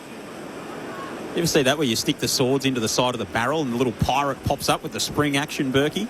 They could have that in the centre circle. To take your word for it, I reckon, on that one. I was just playing that in Bendigo, Joel. I don't think it made it. Yeah, we didn't have a lot else to do. Yeah. The ball is tossed in half forward for the Tigers. Simpkin comes barging through. Cops the tackle as well, but he'll be pinned holding the ball. It'll be Trezise that wins the free kick for Richmond. He's about 65 metres out from goal for the Tigers. And he'll retreat by going back to Vlosten. On the AFL logo, he's side ahead by 6 points, kicked the only goal of the match so far. 13 minutes played. Vlosten launches the footy to a parkour again, rises through it, can't mark. Green tries to snap it towards goal. His kick will be smothered. Rechko has a go. It just bobbles its way down to Daniel, left back pocket, hand passes it to Blamires, and he'll be the one to clear it outside of defensive 50 for North. No mark will be taken. Ball still anyone's to grab. Rechko has a go at it for Richmond. In the end, it'll be a free kick as Blamires took it and was tackled high by Sonzi, and he wins the free kick just inside defensive 50 for North. Blamires comes back to Luke McDonald. Of course, North started the season 4-2. 4-2 after their win over Richmond in round 6. They've gone 2-5 since, those wins coming by 6 and by 1 over Gold Coast and West Coast last week. Tom Brown intercepts for Richmond, sends them back inside the forward 50. The opposite number 30, Charlie Compton, comes flying over the top of the pack, wins it down to Sheasel. Handball to Blamires, retreats to Daniel. Again, an aggressive infield kick from Caleb Daniel, and Harry Sheasel spins out of trouble to make it work. Hand pass infield, knocked down by Cumming of Richmond. Sliding in at half forward for the Tigers was O'Sullivan of North Melbourne. Wardlaw puts his head over it. Stevens, Sheasel by hand, retreats defensively to Core, has a fumble, back to Zurha, inside the defensive arc, he floats it out wide to Simpkin, and then he gets barreled over the boundary line. He's going to get a free kick against him. It's come off Tresise's boot in that contest. He's very unlucky there, and that just sort of shows the shortcoming of that rule. Came off his calf, if anything. That's a bad part of it, isn't it? I mean, their pressure's huge. Yeah, the Richmond Footy Club. So they deserve the reward there by getting another stoppage forward to centre. Simpkins spots up Davies Uniacke. He's 20 metres ahead of him, just in front of the Richmond bench. I'll ask our stats people. Does he get a stat for that? For it coming off his calf? Yeah, because if it goes through for a goal, it's a kick.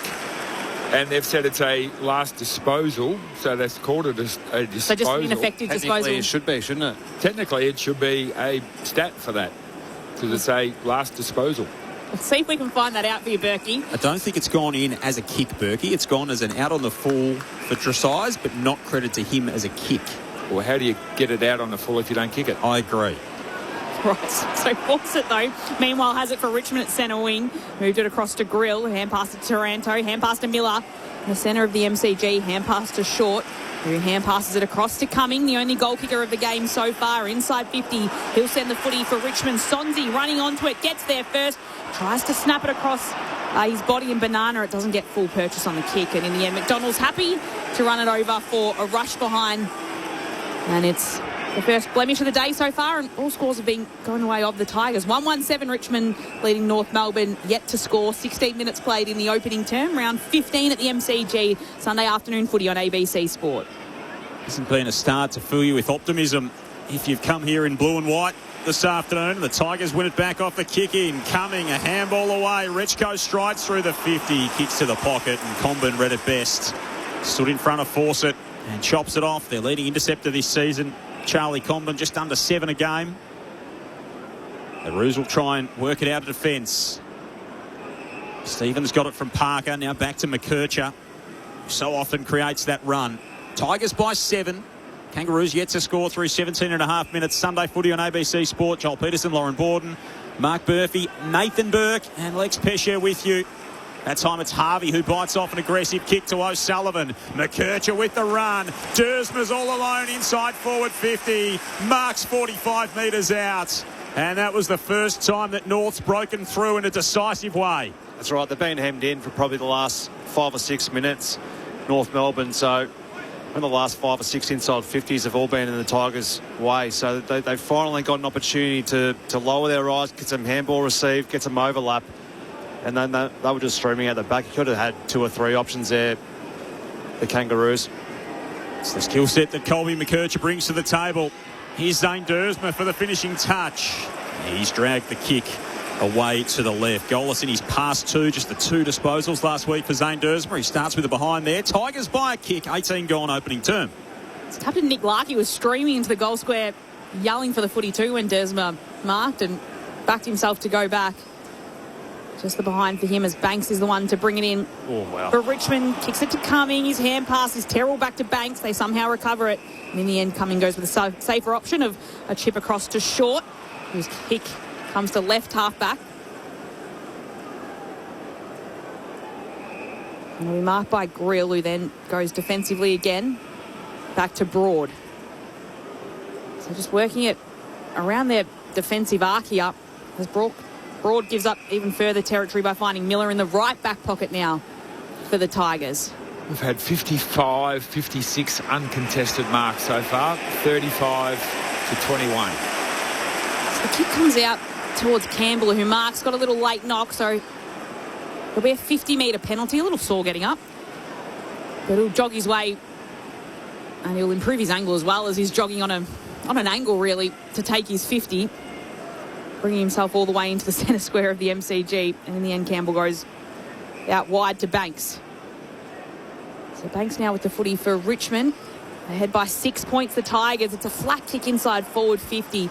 Doesn't favour Lafau. O'Sullivan got in front of him, and it's North Melbourne now that can work the ball outside of defensive 50. Stevens with the kick goes right down the wing. Spargo can't take the mark, has to go back in to get it. He gets tackled, dispossessed the footy in the hands of North Melbourne. Stevens doing the shepherding. Picked up and hand passed away by Harvey across to Spargo. He gets tackled holding the footy.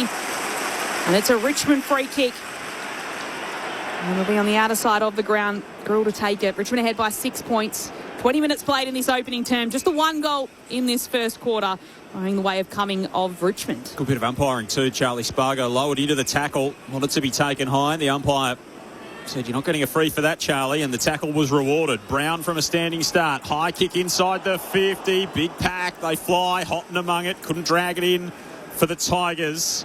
And McKercher comes outside the defensive 50 to Spargo. Houghton hasn't had a disposal as yet. Here goes McKercher through the middle of the ground again. This time he overcooks the kick, but it might work out for Larkey, who takes it off hand, socks it off the ground to Trembath. At centre half forward, he gets driven into the turf after the fact. Ben Miller got aggressive with him. Free kicks coming back to Larkey on the front edge of the square for the Kangas. Haven't got a goal in the game as yet. They trail by 6 points. 21 gone opening term. Larkey out wide for Zerha. Tries to measure it into the pocket. It's knocked away from Dersma. Floating across was Short to intervene. And it'll be tossed back in. Right forward pocket. Roos into attack. They trail by 6 points. 22 gone in the opening term. Not sure why Larkey does that. He's got the ball right in the middle of the ground and he kicks the ball to a guy over in the pocket. And so easy to defend a guy kicking inside 50 from the pocket than in the middle of the ground when you've got the whole 50. Sherry and Nankervis each get a tap out. Sheasel, hand pass to Wardlaw, snaps towards goal, puts it through. And North is on the board. 21 minutes into the first quarter, North Melbourne score its first goal. They had a lot of the ball early in the match, but it was Richmond that struck first. And now North Melbourne with a goal through. Wardlaw draws scores level here at the MCG. 1-1-7 apiece, 22 minutes played in the opening term. And Richmond and North Melbourne are all tied up at the G. Well, the coach would love that. Sherry's just given that a bit of a knock on in that forward 50, and 2 of his younger stars, and Sheasel and Wardlaw, combining and are both hitting the contest at pace and towards goal, which is good. That's the challenge when you're in that position, is if you're getting it coming away from goal, they're always harder to kick. So if you can try and open up some space, and both of those guys started from behind the stoppage and just came straight through it. So good little set play there by North Melbourne. George Wardlaw playing game 50 today. Extended his contract earlier in the season. The end of 2028, such a big part of their future. The Kangaroos, heart and soul player. Free kick will go against Nankervis here. Didn't try and get rid of it in the middle from the restart. Cooper Trembath will take it. He's had a little bit of centre bounce duty so far in this game. Pumps it high inside the forward 50. Dersman's got 2 to beat there for the Roos. Brown out the back, off hands. Miller in defence for the Tigers. Fumbled it across the boundary line. It'll be tossed back in right forward pocket. So Sherry's starting forward a lot so far in this game, and Trembath has taken a few of the centre bounces. Had a good couple of leaps too, Trembath in there, hasn't he? He's got his hand on the footy early. I like that athleticism he brings to the table. Scores tied at 1-1. Deep into this opening term, Sonsi screws it outside defensive 50 for the Tigers. It'll bounce cleanly for Alga, who picks it up, retreats to Green, tumbles a kick to Cumming, handed it off to Campbell. The fend-off was really tough, and then he gave it back to Cumming. And Richmond generates some run. Alga kicks to force it, who marks in front of the Tigers interchange just in front of the wing. Liam Forster has the footy and gives it plenty on his kick. Will kick it all the way into the left forward pocket. At the back was Morris Rioli. He has to run in after it in the goal square. He gets beaten to it by Trembath. Hand passes to Simpkin, who's behind the goal line. Not deliberate, just paid one behind. It means Richmond go up ahead by that sole margin. 1-8 playing North Melbourne 1-17. Sorry, Loz, that's ridiculous. A guy, Simpkin, runs to the goal line, you handball it to him and he runs over. He has time to turn around and run back out the other direction. That's soft umpiring. Twice they've done it. Making use of the rule that's there within the goal square, and yeah, that's as deliberate as they come, even if not to the letter of the law. Here's Dersmer at left half forward for the Roos as they try and transition it down that southern side again. Kicks infield to O'Sullivan. Having such a good season before it was derailed by concussion. Kicks deep. Trembath reaches up. Sherry does the ground level work. He got stuck. He did not know what to do with it after he crumbed it. Tristan Sherry, he just stood there. Yeah, what was he doing? He was just trying to give it back to Trembath. He stopped. He glitched, the big fella. Wins it down at the ensuing stoppage. Taranto lays over the top of it. That's why we can't have robots umpiring. Exactly. They might glitch. Exactly. They might just lose power for a second loss.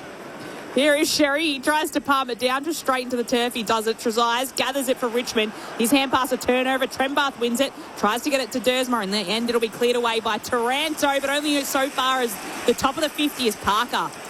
Marks for North Melbourne, and we'll dab the kick inside forward 50 to Spargo, standing all alone in the pocket. And we'll get a set shot at goal from a difficult angle, about 40 metres out. Just not quick enough to defend there, the Tigers. So they probably had 2 players outside their own D50, Richmond on that D50 exit. Yes, I get it that Luke Parker was standing there by himself, but as soon as the ball leaves your area, you just need to get up and get a man. And unfortunately, all just stood there and watched while they had probably numerous players, North Melbourne, who were standing there by themselves inside their forward 50. Charlie Spargo throws up the grass and then skips in to give North Melbourne the lead in this match. He's offline, which means he'll just bring scores back to level. North Melbourne and Richmond each 1-2-8 apiece. Late stages of this opening term at the MCG. It's Sunday afternoon footy on ABC Sport. Throwing up the grass was the only thing that was similar to Matthew Lloyd in that set shot. Short into Broad, back to Short. Averaging equal career high disposals this season, Jaden Short. After a little bit of a down season last year, he's found some of his best footy again. McDonald handballed it into Zerha, and the Tigers might have a chance before the bell here. Nankervis almost took it off Daniel. Harvey retreats to Parker. North at left half back. Daniel can work them out of trouble here. Handball back to Wardlaw. Inside the defensive 50. And the siren beats the Richmond press. Tigers got on the board first at the 10-minute mark of the game through Sam Cumming. We went scoreless for the opening 10 minutes. It took the Kangaroos 22 to get their first of the contest through George Wardlaw. They were the only 2 goals in that opening term. And there is nothing splitting the Tigers and the Roos at the end of one. It is 1-2-8 apiece. Sunday footy here at the MCG. The goals to Wardlaw and to Sam Cumming. The Kangaroos 6-7 on the season. The Tigers 2-11. A bit separating them in terms of record, but on the scoreboard, Loz, at quarter time, we are all square. Beautiful afternoon as well for Sunday footy at the MCG. Coming up at Docklands after this is St Kilda and Western Bulldogs. That's where we'll take you at the conclusion of this game, all across Sunday footy on ABC Sport. We'll get the thoughts of our experts on it in just a moment, but it is Richmond and North Melbourne all square at quarter time. It's Sunday footy on ABC Sport. The biggest stars in the women's game Harmonpreet Kaur launches this all the way for 6. are lighting up your winter nights. Down the track comes Mooney. Cover drives to the boundary. As ABC Sport brings you the ICC Women's T20 World Cup. Big 6 from Phoebe Litchfield. And it's not just a win, it's a statement by Australia. Every game live and uninterrupted on ABC Listen. Just look for the cricket button. This is the 2026 AFL Premiership season with ABC Sport. Daniel back inside defensive 50 for the Candidates. Aggressive kick cut off by Sonsi. Front point of the square for Richmond. Pokes it inside the arc. Taranto left it behind. The door open for Sam Cumming, who steps up to the plate and drives it through. Berry and Nankervis each going to tap out. Sheasel hair past the wall. North snaps towards goal. Puts it through. And North is on the board. 21 minutes into the first quarter, North Melbourne score its first goal. The AFL on ABC Sport. On radio. ABC Sport Digital Radio. And ABC Listen. So there it is, the only 2 goals that were scored in that opening quarter, both there in the highlights. Richmond with one through Sam Cumming, and then it was George Wardlaw with one for North Melbourne at the 21-minute mark of the opening term, which sees both sides sitting with scores level at 1-2-8 apiece at quarter time here at the MCG. Lauren Borden and Joel Peterson calling the action. Lex Pesce is down on the boundary for us. Nathan Burke and Mark Murphy, your ABC Sport experts today. Murph, Burke, it was kind of a territory battle at the start, which North Melbourne won. They didn't put any score on the scoreboard, and in the end, Richmond kicked the open up against the run of the play. Yeah, look, it was a slow start, wasn't it? North Melbourne basically just tried to control the footy, Berkey, for probably the first 10 or 12 minutes, and they did that by their uncontested marks. We made mention of that throughout that first term, and it was probably 21-5 at one point. So North were just controlling the football, but they weren't really penetrating at all. So they couldn't get any marks inside 50. They were just bombing it in long, and then Richmond started to get their hands on the football. They started to actually pressure the way in which that North want to try and move the ball around. So they started to limit those change of angle kicks and started to have control of the ball inside their forward half there, the Tigers, and made them pay. But hasn't been a great game of football, 1-2-8 apiece. Not a lot of highlights to speak of, but I thought they both had their opportunities in that first term, and probably they both stuffed around with it in the end, didn't they? They just kicked the ball around, and you look at the inside 50s for all the possession they both did have. It was only 10-11, the inside 50s, so a lot of play between the arcs. Both teams have had over 100 possessions, 113 to North and 104 to Richmond, but only 10 inside 50s. And when they did go inside 50, boy, it wasn't pretty at all. But I can't believe this is the game plan that Richmond went into the game with, giving North Melbourne all of these uncontested marks. So they've had 46 so far. In games that North Melbourne win, they average 101 uncontested marks. In games that they lose, they average 73. So the idea is don't let them take uncontested marks, and there's more chance of them actually losing. But to have 46 and a quarter is just ridiculous when the league average is 83. If they end up with 160 uncontested marks, I'm leaving at three-quarter time, Joel. Back on the Frankston line? Just back on the Frankston line. Jennifer Thomas on the headphones. Away I go. You're not going to listen to us? You're going to leave at three-quarter time and not even listen? I'm not even listening to you. So what's the message from Adam Mouze? Is that you can have your uncontested marks in your D50, and from that point on, then you try and squeeze the ground and try and hem them in, because I think a lot of teams these days, they sort of sit off, don't they? And they say, well, you can kick the ball around all you like, but if you're getting that uncontested mark game through the middle of the ground between the arcs, they'll eventually start hitting up those kicks going inside 50 North Melbourne. They've got some pretty good ball users through the middle of the ground, so that's the message, I think, from Adam Mouze as well. We need to try and give them that one to the pocket, and we need to try and hem them in and close the next uncontested mark off and get them going along down the line. Yep. It's just a bit of a lull in the game. We've got Lexi down there, but this is the MCG. It's a pretty good crowd in, but let's see, how's the serenity down there? Well, I'm actually a little bit surprised. It's quite loud at moments. I think, respectfully, I'm more surprised by the amount of people that are still rolling in. It is a fairly fairly large crowd. It's probably more than I expected coming in today, and a lot of North Melbourne fans, like you said, Murph, they don't play here often, but a lot of North Melbourne fans have come in here today.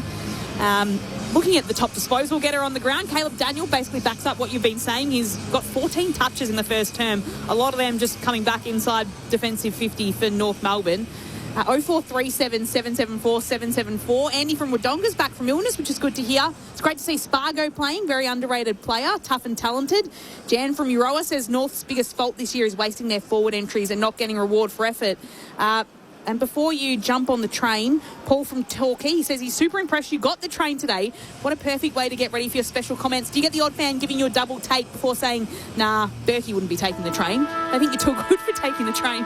Too good for the young man from Frankston, too good to take the train. He's a man of the people. A man of the people. By the way, 3:38 on platform 4 at Richmond. That might be your train home. That's it. Done. We'll set the alarm for 3:38. Yep. We'll turn around Richmond to Park. I'll let you know at half-time what I'm thinking. And I'll give these teams one more go. All right, well, it's Richmond and North Melbourne about to get the second quarter underway. Scores are level 1-2-8. I mean, we saw a goalless final quarter last night here at the MCG. The first quarter here today, not a whole lot better with a goal apiece from either side. The second term underway. It's Trembath in the middle. Nankervis, though, gets the clearance for Richmond. Just pummels the footy inside forward 50. Commons back there to intercept for North Melbourne. I don't understand why Trembath in the ruck and Tristan Cherry playing at centre-half forward is a better option for North Melbourne than Cherry in the ruck and Trembath at full forward. Because Trembath's not going to get a hit out and Cherry's not going to kick a goal. He's got to be there for relief, doesn't he? So he started the second term again in the ruck while Cherry's up forward. So it's exactly the same at the start of the game.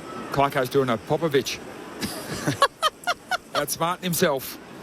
That's a good World Cup reference from you, Berkey. It's Parker who puts it to centre wing for North Melbourne. Richmond winning again via Banks. Hand pass across to Taranto. Hand pass backwards towards Anand, and he can flare it right across to the broadcast side of the ground where Trezise marks. And it begs the question, if you're going to do that with Cooper Trembath, why are you playing Taylor Goad as a young athletic ruck who's there to do exactly that? It's a strange decision that they've gone with to start this game. Free kick coming here, last touch for Cooper Harvey. Of course, you can understand it sometimes as a bit of a change-up, but that it's obviously just been the consistent thing that Clarkson's trying to do today. It's just to have a different look in the ruck and ahead of the contest. Much rather have this man to kick to than Tristan Cherry at centre-half forward, though. Cooper Trembath. It's going to be a free kick against him in Darling in that contest. Nathan Broad will have it. Cooper Harvey having that footy before. Of course, our own Boomer going to be inducted into the North Melbourne Hall of Fame later this year. Cooper playing his second game of the season across half-back, being a bit of a change-up for him this season. Short for Richmond. Drives them inside the forward 50 and Bolter read it beautifully. It floated over the back of the pack. He tries to offload it into the forward pocket and he can't hit up Elgar. He was within his rights to go back and take that one on Noah Bolter from inside the 50. And doing the team thing didn't work out for him. Tigers by a point. 2 minutes gone, second term. He could have kicked that 10 rows back. It'd be a frustrating player to coach, I reckon, Bolter. He does so many special things and then makes decisions like that. So Cam Zerha kicks the footy as far as he can outside a defensive 50. Miller just sits back to mark for Richmond. I rate this guy as a big fullback. He's underrated, does some good jobs. Really tough to play against. One of three Richmond players who's played every game this season, Ben Miller, moves the footy on to Rechko, who goes back inside forward 50. Bolter crashes through the mark, brings the ball to ground. Players dive on top of the footy. And it'll be a ball up 30 metres out from attacking goal for the Tigers. Kicking towards the city end in this second term. It's the Tigers ahead by 1 point. Sherry against Nankervis in ruck.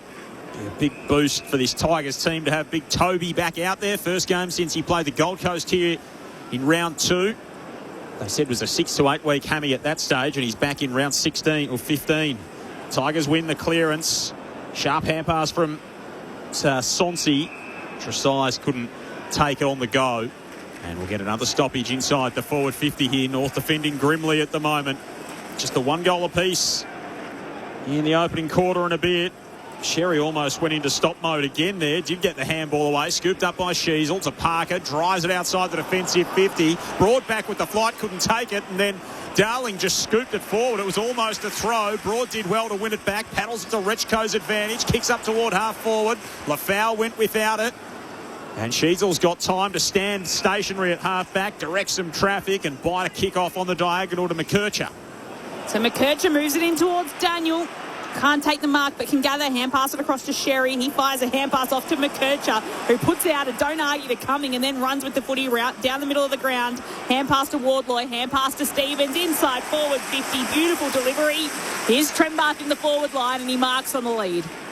Well, good risk, and you get rewarded when you go through the corridor. And yeah, it didn't look pretty at the start, but then their running game got going. McKercher, the fend-off, was the one that broke open the middle of the ground, wasn't it? So Richmond came up to make the tackle, but it was just too strong with that fend-off, and then the game just opened up from there. And great lower in the eyes coming to Trembath.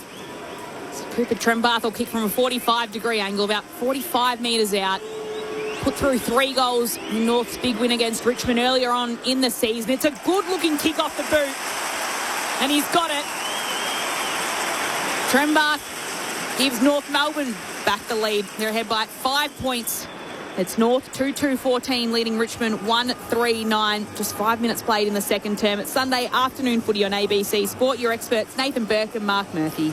Well, it's the second time McKercher's got involved through the middle. The first quarter was a handball received, break the lines through the middle, found Dersma up forward for a score. Was it a goal, Dersma's? No, he missed that one, but it was a mark inside 50. And again, just took the game on, ran. I much rather that occur than go backwards and sideways and have the uncontested marks and just hang on to the ball. You've got to play with a bit of dare and a little bit of risk. And unfortunately, both teams in that first quarter, we didn't see that. Occasionally you can come unstuck for Colby McKercher, but when he gets it right, he gets it very right. As we've seen a couple of times. Back in the middle, Trembath's back in there. This time they win the clearance. Davies Uniacke, forward hand pass. This time O'Sullivan finds Larkey. They got it right on that occasion out of the middle, the Kangaroos. And Nick Larkey's got a shot from directly in front, 40 metres out. Yeah, they certainly did, and we've talked about Sherry not being in the ruck. Cooper Trembath just showed us there why he's probably in there. He's leaping right at the contest and hitting it at the highest point. And that just gave his North Melbourne midfielders first opportunity. And Richmond collapsed, front door was wide open, and North used it and then lowered the eyes again. So the delivery out of the middle was terrific to Larkey. And his finish is up to the task as well. The captain's on the board for the Kangas.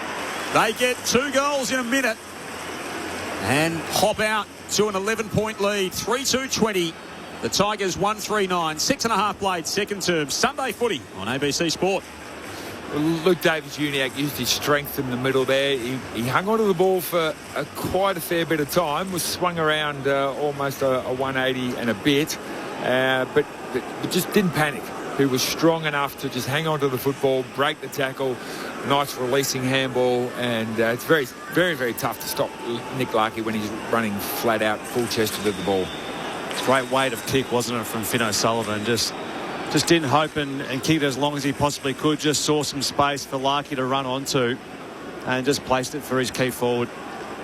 Nankervis and Trembath in the ruck. Nankervis just bashes it away towards Morris Rioli, uses his body well against Wardlaw to pick up the footy and just hand passes it out wide towards Trezise, who can't control the ball. Stevens comes in, takes it, is then taken in a tackle by Trezise, and the umpire will come in and ball it up at half forward for the Tigers. Nankervis, a big in for Richmond, his first game since round 2 after a significant hamstring injury for the Tigers captain. Ball gets tossed up, Brown will take it, hand pass it across to Campbell, who'll try and swing the ball to the top of the 50 for the Tigers. Houghton comes in, tries to punch it away. Sherry's there. He was infringed upon. And the ruck for North Melbourne will win the free kick. Comes offensively to Parker. And now to Daniel. Comben kicks out to the sunshine on the southern side of the grounds. Jacob Constanti played every game last season. Opportunities have been a little bit harder to come by this year. Down the line for Larkey, who's just behind the wing on the Shane Warne stand side. North 3-2, Richmond 1-3. North by 75 points when these two teams met in round 6. Looking to get to 500 on the season. Dersma came with an almighty leap across the top of the pack. And Broad read it better. And intercepts for the Tigers. Back to his premiership teammate in Jaden Short. He kicks out wide, making it making it work. Juggling the mark was Rechko, re-signed during the week after his first season in yellow and back being a promising one. Goes short to Brown, now to Campbell of Richmond. Campbell to the edge of the arc. Neat kick. Cummings got it 60 from home. What's he got inside 50? Campbell floats down there. He wants it. Couple of appeals for it in the pocket. Kicks to full forward. Lafau's there. It hit him on the top of the head. He put the hands up and it straight falconed him right on the top of the bonds for McKelty. That's not too often. Boing, bang. Right in the eye socket, Loz. Oh, the crowd's reaction then on the replay too was excellent. Ball up, top of the goal square, hand pass comes out towards Rechko in a battle with Constanti. In the end, Simpkin just comes in, picks up the footy and clears it out a defensive 50 for North. Larkey can't mark, in the end has to do the tackling on Brown, holds him up. And it'll be a ball up at half forward for the Tigers. Lafau doesn't get a lot of the ball. What's he had so far? He's only had the one possession, the one kick, and no wonder if you ball hit you in the head at the top of the goal square, you should have a goal to your name at least. North ahead by 11. Boston takes the footy and then he's taken in a tackle as well and brought to the turf, and there'll be another ball up at centre wing. Outer side of the ground underneath the Shane Warne stand. Plenty of sunshine for half the ground. Still a pretty cool day in Melbourne though. About 13 or 14 degrees as Daniel takes it from the ball up, just kicks it all the way to half forward. There's a clash between Larkey, who gets involved in it. Ball spills out the back and Sonzi takes it for Richmond. He just kicks it out towards centre wing. It'll work in the end for his teammate in green, who can take it, hand pass it slightly further forward, looking for Trezise. He can't pick it up cleanly. Stevens will take it for North Melbourne, hand pass to McDonald. He waited too long, hesitated on the kick, and it was a smother from Trezise that pushes the ball over the boundary line. Well done from James Trezise there. But McDonald just hesitated a little and got caught out. North Melbourne ahead by 11 points. 10 minutes played in the second. It's made an energetic start to the game. James Trezise, 12 disposals so far as well. Taken the mid-season draft a couple of years ago. Ball out toward the boundary line here from the stoppage. Campbell dragged off it by Spargo. Cummings pushed across the boundary line. In front of the members will have a toss back in. Joel Peterson, Lauren Borden, Mark Murphy, Nathan Burke, Lex Pesce, your team here at the MCG. Sunday footy on ABC Sport. Great to have you with us. We're sending you to the Saints and the Dogs a little bit later this afternoon. And Curvis wins it down in ruck. Spills out to Campbell. Now to Prestia. Bangs it high inside the forward 50. Bolter back with the flight. Two hands to it. Couldn't pull it in. Lafau does the roving. Handball back to Campbell. Tight on the boundary line. Right forward pocket. Screws the kick to full forward. Comben goes down low. Tried to flip the handball up and find some support. Did so in the form of Daniel to Simpkin across the goal face. He measured it nicely. Constanti marks in the right back pocket for the Roos. And passes to Simpkin, who works it all along the boundary line. Just kicking it down towards Larkey. Close checking from Annard. Punches the footy over the boundary line. It'll be a throw in at half forward for the Tigers. What did you make of the big fella on debut last week, Berkey? Kai Annand? Very good. No, did a great job. I think he's a tall player who can also play as a running halfback flanker and get involved up the field. Doesn't he? Yeah. That was a great close and defensive effort. Pick up out of Geelong's Vare Val side and originally from Ocean Grove as well. In the second game. He looks like an Ocean Grover. Yep. Yeah, he's got the curly blonde hair. As Davies Uniacke takes it out from the throw-in, flares it out towards Stevens, running back. Marks, Trezise following him along. Knocks him down to the ground. A good marking contest there, Stevens holding tough. Having a solid season for the Roos, Dylan Stevens. And he puts his kick right down the line. Jack Darling, front position, clungs the mark, hands it across to Caleb Daniel, AFL logo. He hand passes backwards to Parker, bounces once before reaching him, hand passes back to Comben, and they'll retreat via McKercher, who marks at centre half back. First time Darling's seen it today with any great space. Nathan Broad's doing a good job on him so far after Darling kicked 4 of the first 5 for the Roos last week. Here's Constanti, southern side. Spears it short to O'Sullivan. 65 metres from home at right half forward for the Roos. He has Simpkin cruising past, feeds the handball in his direction, kicks inside the 50. Dersma had a couple to beat. Did he infringe upon Annand? He did. So the arm chop and the two headbanded blondies go into battle. Annan comes off the better. Let's check in downstairs with Lex. Tristan Sherry's just come to the North Melbourne bench. He's getting some work done on what looks like maybe an eye socket. If he copped a knockout there, I didn't actually see it. Thanks, Lex. So the kicks come out to the wing. Comben taking a good mark in pack. Holds on to it. Centre wing. And then flares it out wide to Constanti. To Cooper Harvey, rather. Puts it down to the top of the 50. A pack will form. Two clunks on the mark. Darling takes it. No, it's been called touch. He won't be paid the mark. Another umpire's come in and paid it a mark. There's a couple of players who have gone down. One's Larkey for North and Broad for the Tigers. I think one umpire waved play on and the other one said, no, it's a mark. The one, the umpire central, which wasn't looking into the sun, called play on, and the other one who was looking into the sun called it a mark. So she bought what Jack Darling. Jack Darling wanted to obviously claim the mark, and the umpire paid it. But why do we go with the mark? They both saw different things. So Jack Darling in the end will take his kick from 40 metres out from goal. Puts it right across the face of goal and a double-fisted over through for a minor score for North Melbourne. They lead out to 12 points, 3-3-21 North playing Richmond 1-3-9. Left his kicking boots in WA. Big Jack Darling, 4 last week. His best return in Roos colours. From the kick in, Miller drives Richmond off half-back, kicks up toward Lafau on the wing, beautifully roved by Cumming, who slips through a tackle, whacks it inside the 50. Elgar got out the back and takes the mark. And this is a young Tiger who's got considerable craft. Jasper Elgar will have a shot from right on the 50, 10 in from the boundary. He kicked 4 last week and should have kicked 5. He missed an easy one late in the game. So really accurate kick from various ranges, but he's medium-sized forward who knows how to find the footy. Re-signed until the end of 27 during the week, so a little bit of faith shown by the club for Jasper Elgar, the Rising Star nominee last week. Sends it on its way. He kicks like that. He'll continue to repay that faith. It's a glorious set shot from Jasper Elgar.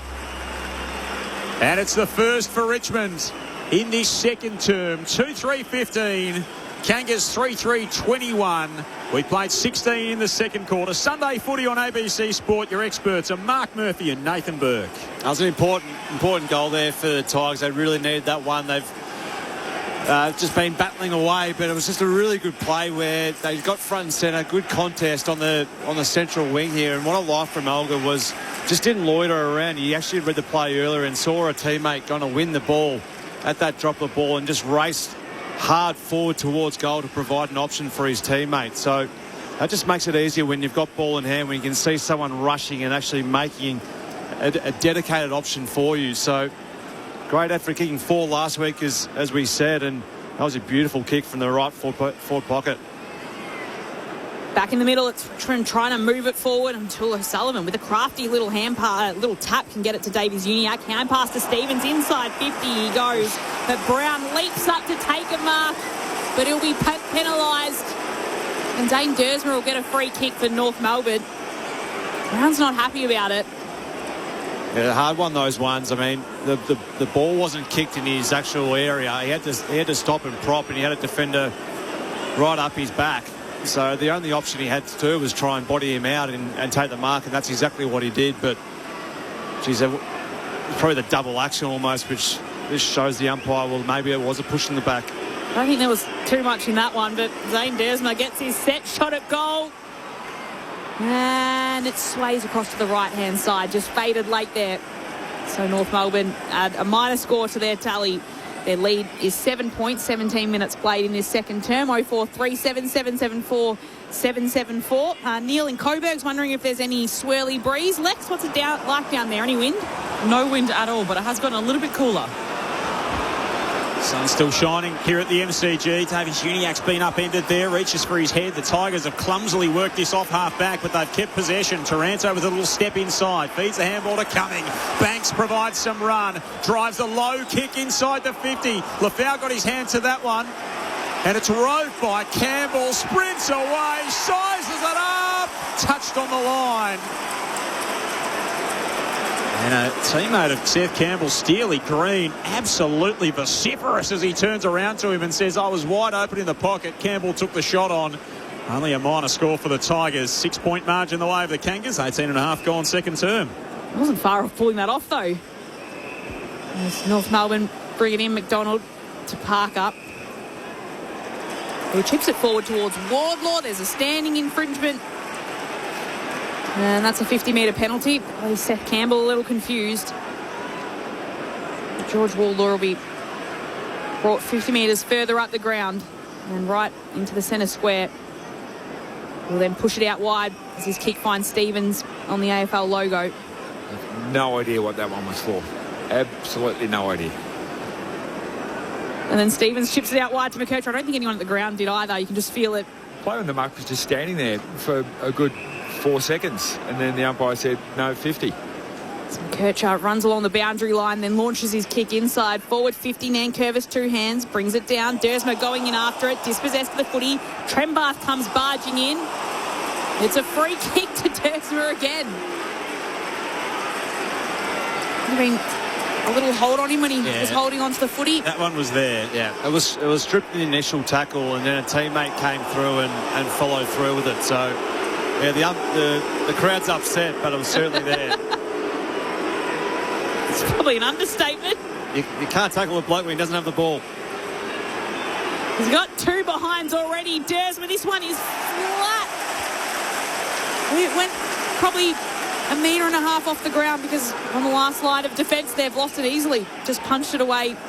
It was never going to clear his head. That's three behinds for Dersma throughout this match, and North Melbourne's lead just out to 7 points, 20 minutes played in the second. He's had a few gifts, Zane Dersma. He needs to be taking those chances. Out of contract at the end of the year. He needs to try and stoke his value up. Brown kicks to half forward for Richmond. They've gone end-to-end in a flash here, the Tigers. It was an awkward one for Fawcett. Rechko's going to make it work. Wins the footy back off the hand pass. Flicks it over the top. Campbell looking back for Rechko. Blameyer's got in to intercept it for North Melbourne. Now Elga's got a chance. Campbell straight up and down the mine shaft inside the forward 50. Catch that. Lafau says, I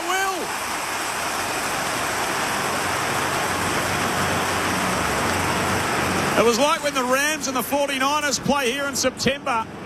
Seth Campbell's gone for the punt. And McKelty Lafau stood under it at the top of the goal square and plucked it into his chest. He's got a 20-metre set shot to draw Richmond to only a point behind. He's had one hit him in the head and one bounced off his hand, so he opted for the chest and finally hung onto one. So when you finally latch onto one, Berkey, you best go back and do just that. Lafau drives it through. And the Tigers with a couple in a row. And that gap is back to just 1 point. 3-5-23 the Kangas, 3-4-22 Richmond, 21.5 gone second term. Sunday footy at the MCG on ABC Sport. And 2 goals in a row off of point kick-ins. So North have had their opportunities. We talked about Dersma, just sat back on that last one, and Richmond, to their credit, are actually working the ball pretty well from one end of the ground to the other. So North Melbourne almost getting too high and getting caught out the back. That one was some good pressure in their forward 50 by the Tigers, but the play before it was just too easy for them to work the ball all the way up the ground, and they're getting opportunities out the back. So back in the middle, just 1 point in it. Trembath with a nice little tap out towards Sheasel. He can hand pass it to Wardlaw. Hand passes it to O'Sullivan. Shares it back with Wardlaw. Kicks from centre half forward and drops the ball beautifully for Spargo, who marks as he's falling to the turf. Quick from the centre inside 50, and North Melbourne will have a shot at goal from almost directly in front. Yeah, almost playing with them in there, Berkey, aren't they, with the centre square bounce. Just the way in which, well, one goes to win the football and the other two just spread off it, and then their hands has been pretty electric through there on a couple of occasions in this second quarter, the Roos. Charlie Spargo now to come in, skip across the pain of 50 for the direct reply for North Melbourne. This one's offline. It's the Richmond cheer squad that you hear cheering in the background there as he just puts through a behind. North Melbourne ahead by 2 points, 23 minutes played in the second term. Sunday afternoon footy on ABC Sport. Go back to that game in round 6 Richmond kicked 2 goals 12 to half-time in that contest. North ran away with it in the second half. They had their opportunities and couldn't keep it close. Kangaroos will be hoping they don't see the same thing happen here. Tigers again really clumsy and messy off half-back. They work it out of there somehow. Shorts kick turned over. Chance for Banks here. Dersma tapped, in fact, Spargo tapped it into him, and it's come off the boot of Banks, although the umpires are going to have a bit of a conference as to whether that did come off a boot or not. I think it may have. By the way, Berkey, it's got to be a deliberate kick to count as a stat. Okay. So you don't get a kick in the stat sheet unless it is a deliberate kick. Okay, so if it accidentally rolls off your foot and goes through for a goal, you can kick a goal without actually having a kick. There must be some fine print or an asterisk where if there's a score off it, I feel like there's a loophole in there somewhere. You get the disposal. That's a good point. Spargo inside the forward 50. That was definitely a deliberate kick. Larkey couldn't hang on to it. Now a chance outside the defensive 50 from Brown, who measures it nicely, and Richmond can launch on the counter-attack. He goes right down towards Lafauers. 2 Kangaroos around him. And it's the North players that win out through McDonald, who shares it with Zerha. He thumps it on his boot and puts it right down the Shane Warne wing. Wardlaw has front position. He brings it to ground, can't pick it up and gain a possession. Presti has a go. Larkey then goes in for North Melbourne. He overruns it and can't pick it up. In the end, it's Taranto that does for Richmond, moves it forward. Hotton's there, takes it. He was held without it. Or he wasn't. No whistle. I thought I heard a whistle there on play. It is North Melbourne that emerge with it. Parker kicks it inside forward 50 for North. Larkey picks it up. Hand pass towards Spargo. Hand pass to Constantine. Neither side really able to gain clean possession. Sonzi has a go for Richmond. Spargo wins it back. Hand pass to Myers. Now he's outside attacking 50 for North Melbourne. Just hacks it. Inside forward 50. And Miller chops it off for Richmond. That was an ugly piece of play, Joel. I'm not sure the traffic will be high on the replay of this one, Loz. Scrappy's realised it started raining. Yes. You won't be ringing name again, Berkey? No. Ordering the VHS of this one during the week. We might have to have a drinks break so we can get some ads in. Miller off half back to Brown for Richmond. Feigns around Dersma, and that's an awful kick. That's a horrific kick from Tom Brown. Lazy. 5 metres over the top of Broad, and Stevens slides into mark at left half forward for North Melbourne. He's going to come in field now to Daniel. Kangaroos by 2 points. 26 gone second term. 3 goals apiece in this game. Kangaroos up by a couple of minor scores. Daniel to the pocket. Tremba! He Statue of Liberty it. Got up with one hand and guided it into himself in the left forward pocket. He shows his athleticism there. Wow, I've never heard the Statue of Liberty being called in a call before, but exactly what it was. Just threw the 1 mid up there. Don't need the left hand. It wasn't like he was getting locked down either too with the left hand. Just went up there with the right mid. He's athletic, this bloke.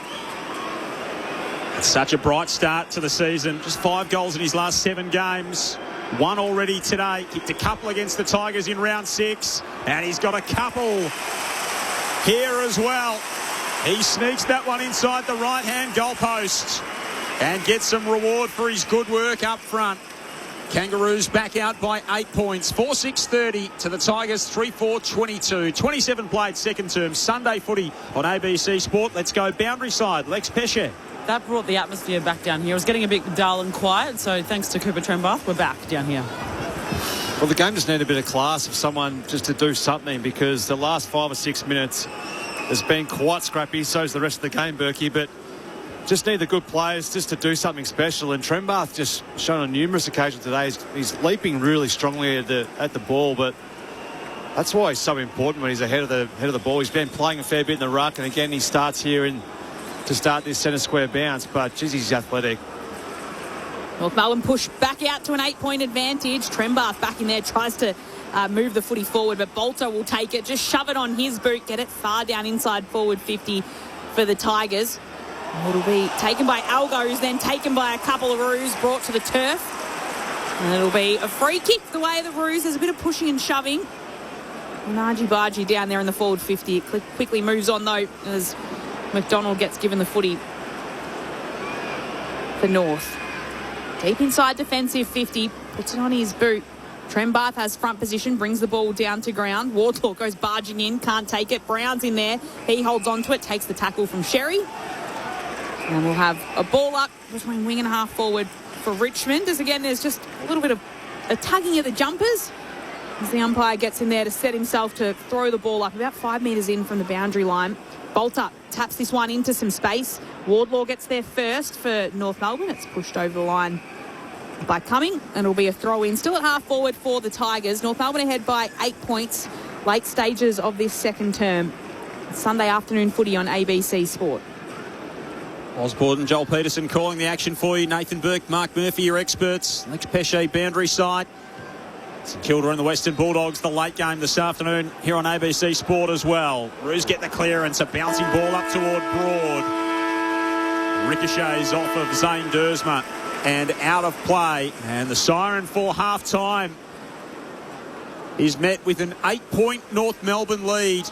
The Kangaroos kicking the first 2 goals of that term. Richmond answered with 2 of their own before a late one to Cooper Trembath after an impressive play inside the forward 50, getting the right arm outstretched right above his head and taking an impressive mark. And it is North Melbourne who lead at half-time 4-6-30 to Richmond 3-4-22. When these two teams met earlier in the season, the Kangaroos led by 39 points at half-time, went on to win by 75. It's a much closer affair today between the 6 and 7 Roos and the 2 and 11 Tigers. Goal kickers in the game thus far. Cooper Trembath's got a pair for the Roos. Nick Larkey has one. George Wardlaw kicked a goal in his 50th game in the opening term. For the Tigers, Sam Cumming got the first goal of the game. Jasper Elgar and McKelty Lafau with the goals thereafter for Richmond. Richmond just pulling into a tight huddle on the AFL logo there as North Melbourne already make their way off the ground. Of course, North Melbourne coming back from their 2-week stint over in Western Australia ahead of today's game.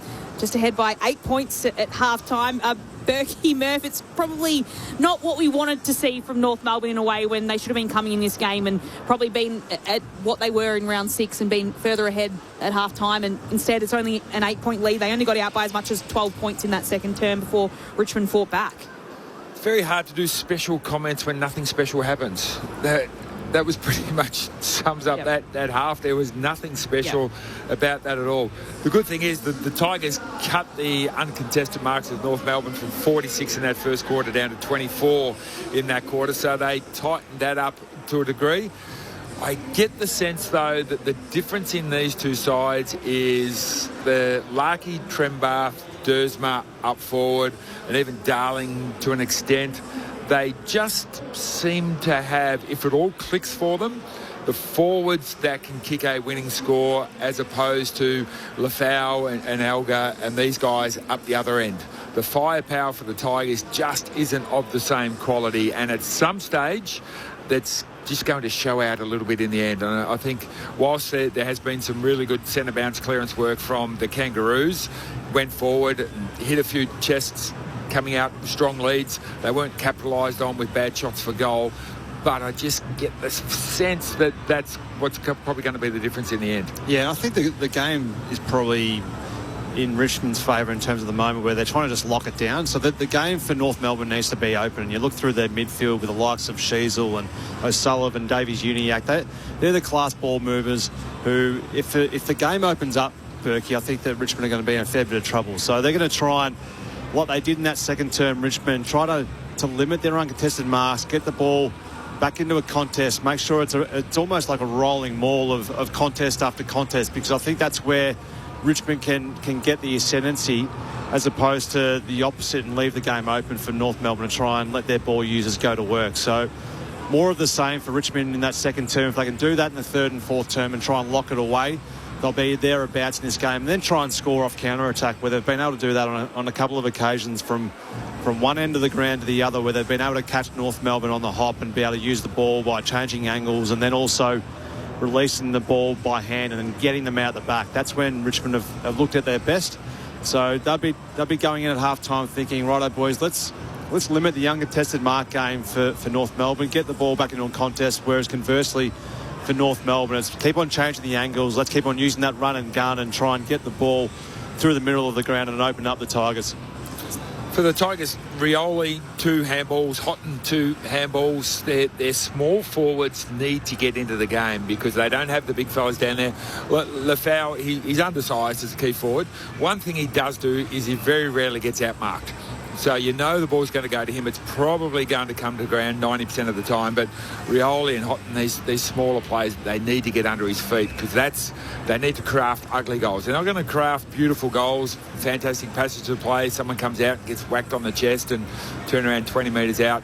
Get it in there, get it on the ground. These small blokes have got to go to work, and at the moment they're nowhere to be seen. They've been probably getting caught up too high up the ground, aren't they, Berkey? So the ball's spending a lot of time towards North Melbourne's end. So Richmond high half forwards are trying to do the right thing and put pressure on, but it's a role in the ground where you need to be incredibly fit and be able to get up and down the ground and really cause some havoc and then get to those drop of the balls like you did say, Berkey, and try and lock the ball inside their forward 50. It's a role that needs a bit of feel for the game as well, and you've got a guy in Taj Houghton who's playing his first game of the season at AFL level, coming off one game in the VFL last week, and Maurice Rioli, who's found himself out of the side for a little while due to injury. So 2 guys that maybe haven't had the continuity in their season and trying to I guess find their way back into the team and probably want to just get their hands on the ball and haven't been able to in that first half. Yeah, that's right. And likes of Seth Campbell's spending a bit more time in the middle of the ground, which he's showing some good signs here. The 13 disposals in that first half. So that's probably the role that he's probably left for those guys to come in and play, and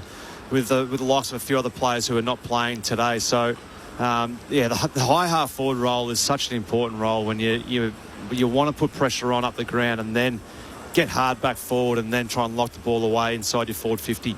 How much would having a Tom Lynch or a Sam Lawler out there in that first half have changed things for Richmond? They're due back in the next couple of rounds, so should be there for the last 8 the importance of just having more talent out there is obvious, isn't it, from Richmond's end? You look across the board at North Melbourne, and they're only a middle-tier team, but that's where their danger lies for North, is the ability for those guys who, more experienced, like a Tom Lynch, to be out there and try and set up his other forwards and take the big key defender is a really important thing as well. So when you're missing experience and players of talent, it does fall to too few, and that's why I talk about Richmond wanting the game to be back more in a contest today and give themselves a chance of winning some contests and then scoring as a result.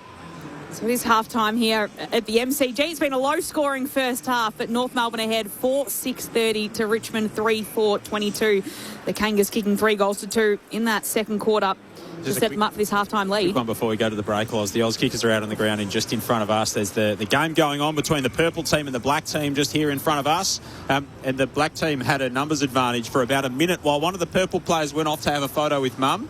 So they're running around with the +1 because one of the purple players has come off the ground to go and have a photo. Did they take advantage of the +1? No, they didn't. They didn't take advantage of the extra player. So I don't know what the interchange rules are like in terms of where you have to come back in through the ground and whether there's a penalty in the Auskick game at half time. I don't want to digress either, but what happened to the old red and blue? Why is it purple v black? Oh, that's a good question. And they don't have the main. Remember the main game? Yeah, and they wear the colours. Yep. Not sure. We can reminisce like Berkey on his train ride in. Yep. We can do that during the news. It is North Melbourne ahead by 8 points at halftime. We'll have the second half coming your way, but first we'll head for a trip to the ABC newsroom.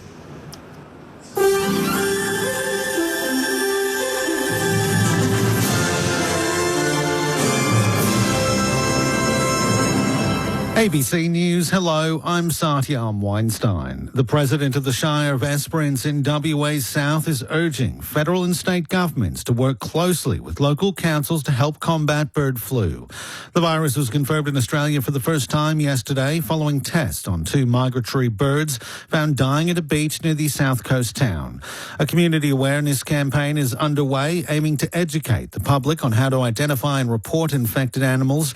Ron Chambers says he's appreciated seeing the collaboration between state and federal agencies and wanted it to extend to local councils. It would be really good to see that now start to flow down to local governments, because we all know that local governments are the face to the community and they're probably going to be the ones that get hit fairly hard as for information. An independent economist says Australia should be investing in more long-term solutions to global fuel shocks. The federal government's announced the discount to the fuel excise will extend for another month until the 2nd of August, but at a lower rate. The 32 cents per litre fuel discount will drop to 16 cents per litre, and the heavy vehicle road user charge will increase from free to 16 cents per litre. Independent economist Nikki Hutley says she'd like to see a more permanent solution. I mean, the world has seen how vulnerable we all are. And of course, EV sales have gone through the roof right here and around the world. So instead of spending money that's, just gone when you've spent it, let's invest in something that's going to have an enduring ability to reduce the impact of these shocks should they happen again. US Vice President J.D. Vance says he's confident a ceasefire deal with Iran will hold. Mr. Vance is downplaying reports of a split between the US and Israel over the agreement with Tehran as he heads to Switzerland for talks with an Iranian delegation. It comes as Iran says it's closed the Strait of Hormuz again because of continued Israeli strikes in Lebanon, though the US military denies that the strait is closed. The US president has told America's Fox News Washington and Israel want the same thing. I don't know if there's a divergence of goals or sometimes just a divergence of how to accomplish those goals. I obviously don't want to speak for the Israeli government. They've been a good partner in a lot of ways. But what the President of the United States has said, counter to some of the elements within their government, is that we're going to give this negotiation a chance. French authorities have issued a red alert across more than a third of the country as Europe swelters under an intense heat wave. Forecasters are predicting temperatures will reach 41 degrees in many areas, including Paris. Heat alerts have also been issued in Germany, where a combination of high temperatures and humidity could trigger severe thunderstorms. And in Spain, officials have closed a fan zone set up in Madrid to watch the FIFA World Cup. A 12-year-old boy has died in Queensland after an alleged stolen vehicle rolled off an embankment in Cairns. Roseanne Maloney reports. Emergency services were called to Stratford Parade in Stratford at 4 o'clock this morning after reports of a single vehicle crash involving a stolen car. The vehicle lay on its roof after rolling off an embankment. Police say the Toyota wagon was reported stolen an hour earlier. 3 people aged 20, 22 and 19 were transported to Cairns Hospital. A 12-year-old boy was treated for life-threatening injuries but died at the scene. The road remains closed in both directions. A community swim has been held at Coogee Beach in Sydney's eastern suburbs today to show support for the victim of a shark attack last week. Reporter Digby Worthmuller was there. Thousands of people took part in the 9 a.m. swim out at Coogee Beach this morning. Shortly before taking to the water, a letter from Leah Stewart's family was read over the loudspeaker, giving an update on the Sydney mother who remains in intensive care. Miss Stewart has had multiple surgeries this week, including an amputation to one arm after she was attacked by a shark last Saturday morning. Surf life-saving teams had jet skis and boats patrolling the water, and drones were used to monitor the crowd from above. Australian expeditioners to Antarctica have taken to the frozen continent's icy waters for a traditional midwinter swim. The swim marks the shortest day of the year, and those willing to take part defy freezing temperatures to take the plunge. More than 100 Australians are currently stationed over the winter months at the Australian Antarctic Program stations. And at the FIFA World Cup, in the match between Tunisia and Japan, which has just got underway, Japan is up 1-0 in Guadalupe. Germany's come from a goal down to beat Ivory Coast 2-1 in Toronto today. The Netherlands hammered Sweden 5-1 in Houston, and Ecuador and Curacao have played out a 1-1 draw in Kansas City. ABC News. A tray of cocktails floated at us through the twilight. Who was this Gatsby fella? A jazz-soaked reimagining of The Great Gatsby. That's the best thing a girl can be in this world. A beautiful little fool. Search for Gatsby in Harlem on ABC Listen. This is the 2026 AFL Premiership season with ABC Sport. Hand pass to Wardlaw, hand pass to Stevens, inside forward 50, beautiful delivery. Here's Trent marking the forward line and he marks on the lead. It's a good looking kick off the boot and he's got it. Davies Uniacke, forward hand pass. This time O'Sullivan finds Larkey. They got it right on that occasion out of the middle, the Kangaroos. So the delivery out of the middle was terrific to Larkey. And his finish is up to the task as well. Beautifully rode by Cumming, who slipped through a tackle, whacks it inside the 50. Elgar got out the back and takes the mark. And this is a young Tiger who's got considerable craft. For Jasper Elgar, the Rising Star nominee last week, sends it on its way. He kicks like that. He'll continue to repay that faith. It's a glorious set shot from Jasper Elgar. Now Elgar's got a chance. Campbell straight up and down the line shaft inside the forward 50. Catch that. Lafau says, I will. So when you finally latch onto one, Berkey, you best go back and do just that. Lafau drives it through. Kangaroos up by a couple of minor scores. Daniel to the pocket. Tremper! He Statue of Liberty it. Got up with one hand and guided it into himself. In the left forward pocket, he shows his athleticism there. One already today. Kicked a couple against the Tigers in round 6. And he's got a couple here as well. He sneaks that one inside the right-hand goalpost and gets some reward for his good work up front. The AFL on ABC Sport. On radio. ABC Sport Digital Radio. And ABC Listen. They were the highlights of the second term, which there haven't been too many highlights in this match between Richmond and North Melbourne. It's been a little bit of an uninspired match so far, but we're hoping for a lift in this second half. If nothing else, it's been tight. North Melbourne ahead by 8 points at half-time, 4-6-30 North, leading the Tigers 3-4-22. It was 3-2 in that second term, which has meant that North Melbourne are just able to edge ahead, but Richmond by no means out of this match at all.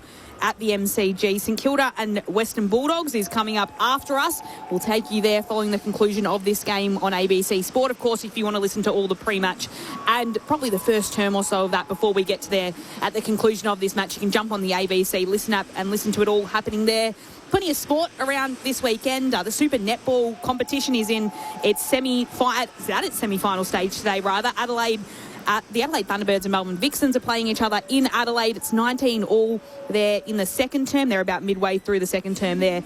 And then the West Coast Fever and the Melbourne Mavericks will be taking each other on in the minor semi-final a little later on today. In the World Cup competition, Germany defeated Ivory Coast 2-1 earlier today. The Netherlands defeated Sweden 5-1. Ecuador and Curacao played off in a draw. And then there is a match taking place at this very moment, Joel. Japan, one up against Tunisia. Curaçao's first ever points, and the person who was absolutely thrilled with the big Netherlands win is in the back row behind us in Nathan Burke, who's got the Netherlands kit on in the box today. They're my second team. Your second team. Been watching a bit of the World Cup by the sound of things too, Burke. He's been talking a fair bit about it in the first half, just making comparisons to a few things going on. Yeah, I'm just trying to expand my sporting horizons into the world game. Yep. He's a man of culture. He's watching the World Cup. He's catching the train. What music were you listening to on the way home on the train? I was listening to a bit of Jennifer Thomas. Is that like your elevator music? What? You uncultured people. He says it like it's the Beatles. Who's Jennifer Thomas? No, sounds like she whatever app you use to source your free music, Lauren, I suggest you type it in and have a look. All right, note that one down. Jennifer Thomas. All right, so Lauren Borden, Joel Peterson calling the match at the MCG with Mark Murphy, Nathan Burke, your experts. Lex Pesce on the boundary. Where in the ABC sort of universe is Jennifer Thomas fitting in? Triple J, Double J, a bit of ABC classic. Like, where is Jennifer Thomas being played? She's probably on the classic side. All right. So soothing on the train on the Frankston line. It's just calming. Travelling in with the great unwashed, I just calm myself down. Oh, jeepers. Here we were thinking you were levelling with the good people of the Frankston line, and you've just gone and clipped them.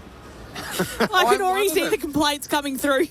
I am one of them. I'm right in the middle. I'll keep an eye on the computer here. Please send your texts in. 0437 774 774. Send your complaints to Murphy. We'll read them out direct on air. Direct or mail, courtesy of N. Burke, South Bank. Dug a hole. Especially if you were on the Frankston line on the way in. Yes. Possibly text in. If you weren't listening to Jennifer Thomas on the way in, there was a little bit more music that happened in yesterday's match between the Giants and Carlton. The Blues getting up by 23 points, their 5th win in a row. But I liked what Matt Cottrell did when he got involved in the team song yesterday.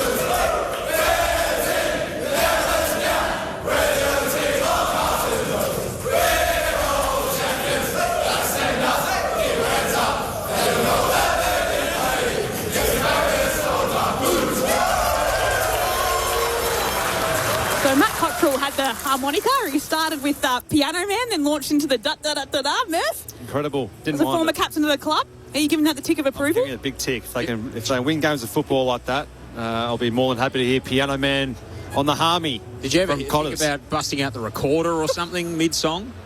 No. It's quite a strange tradition, isn't it, when you really think about it, when you huddle up as a group of people and you sing a song together. Can I suggest that if you get time, to Google in, I think it might be the Western Forced or one of the rugby union teams. Yep.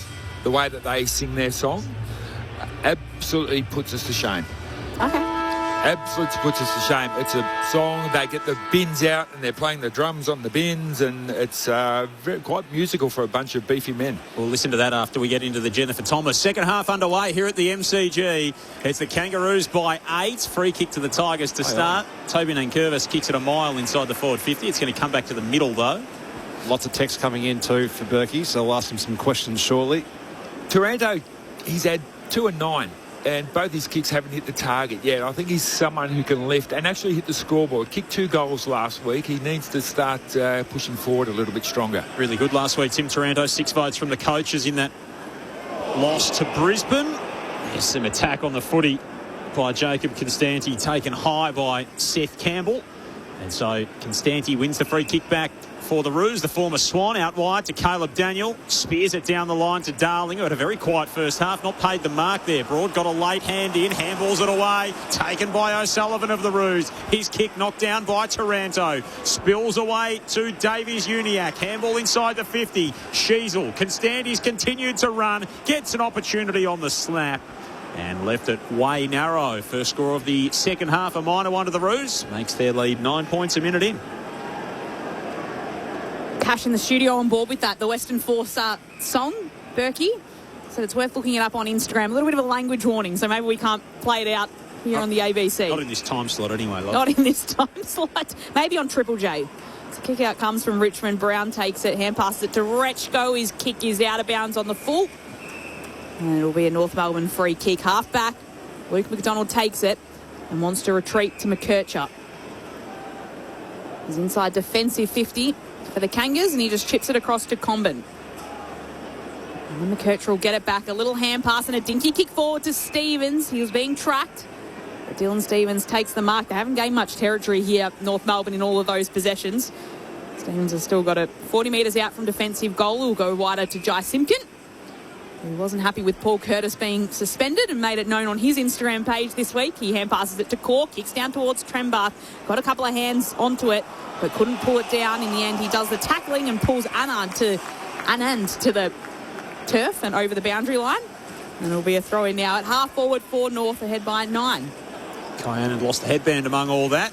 Went and found it and put it back on the head. I liked what Todd Viney said during the week, Loz, where he said about the Jai Simpkin Instagram post. If someone wasn't happy with me, I'd expect a phone call or or an email, not to find out in that way. So he said it's sort of the respect extends the same way as far as the AFL's concerned. Free kick and advantage here to the Tigers. Banks gave it to Prestia by hand to the dash of Campbell through the middle. Arches the back. Tries to get away from Constanti. Just in the nick of time. Got the handball away to Grill, who's got plenty of pace. Showcases it here. Kicks an absolute sack inside the forward 50. Comben came across to spoil it away from Bolter. Slid in on hands and knees. Now he's tackled by Rioli. And it'll be a ball up 45 metres out from the Richmond goal. Attacking the punt right end here in this third term, and they'll get an opportunity with a stoppage here. Ball tossed up. Nice little tap out from Sherry to Simpkin, who shoves it on his boot and gets the footy in the centre of the MCG. Falls into Larky's hands. And he holds on to the mark and then just gives his teammates a little bit of a hurry up to get ahead of him. He stands on the back edge of the centre square, kicks it out wide to McKercher. And McKercher marks, coming up for his 13th disposal of today. This will just be a 20-metre chip kick further forward towards Sheasel. We're on track for another 46 uncontested in this quarter. Yep, the Sheasel kicks down to Simpkin. He can't mark. He'll get the free kick anyway, with Broad just tracking him a little closely. Yeah, just need to do a better job at denying these uncontested marks. And then Simpkin moves it across to Parker, marks at centre half forward, and can hand pass it to Caleb Daniel. Hand passes it for one bounce towards Sheasel. This one he can't hold on to. Does well to tap it towards McDonald. Hand passes it to Core, and Core puts it out wide. And there'll be an uncontested mark coming to Cooper Harvey, who puts his hand up to shield him from the sun. Harvey back in field. Sheasel drills it to Larkey. Just couldn't hang on to it with two hands out above his head. Constanti with a little 7-metre kick. Chipped it up in the air. Tavis Uniacke attacks it with some real vigour. Handball back to McDonald, front edge of the square. A hidden hope inside the forward 50. And it's accepted to the chest of the returning Richmond captain, Nankervis. Neat kick outside the defensive 50 for Campbell. He's got the overlap run here from Tresize, which he chooses to use. Marks in front of the members. Almost sort of Anthony Kurtafidi style with the one hand there as he turned in field. Jared Brennan just palming the footy. Short kick to Bolter, right on halfway. Kicks Richmond inside the 50. Lafau will get a run at it. McDonald floating in across the face of the pack. Got upended. Free kick and advantage to North. Sherry's hand pass. Turnover. McKercher's tackle high. Tigers will win it back. Banks has got it in the centre square. Luke Davies-Uniacke, Cardinal sin. What did he do, Joel? Handball to a ruckman, Berkey. Precisely. Oh, there's plenty of messages coming for you, Berkey, on 0437 774 774. Banks shares it with Broad. Hand passes it back to Banks. He goes directly to the top of the goal square. No mark can be taken. Campbell just can't quite gather it or get a boot on it. And there's North Melbourne numbers all around the footy. Has McDonald rushed it through yet? No, he's just waiting. He needs to get the pressure to rush it through. And then finally, Steely Green complies and pushes him through. I've seen everything. Reminder score. It felt like the game stopped for a moment there as Luke McDonald just waited at 1 centimetre in from the line for the pressure to come and to rush to behind. That's only worth 1 point. North Melbourne's lead cut back to 8. That has been the story of this game. I've seen a bit of that today where the batteries in the controllers have gone flat and plays just stopped for a little while. Kick through the middle for Daniel. North Melbourne on the counter-attack here. Stevens got the handball away. Constanti running in on goal. Drives it through.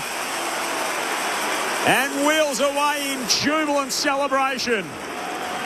Kangaroos go end to end and push that margin out to 14 points, the biggest break in the game for North Melbourne. 5-7-37, Tigers 3-5-23, 6.5 gone third term. Sunday footy on ABC Sport. Nathan Burke and Mark Murphy. I like him as a player, Constanti. He's got pace, and even his last pressure play here through the middle of the ground when Richmond looked like they were certainly on the attack, he was the one who really pressured and forced an error. So again, he was the one who was first to react and get back forward.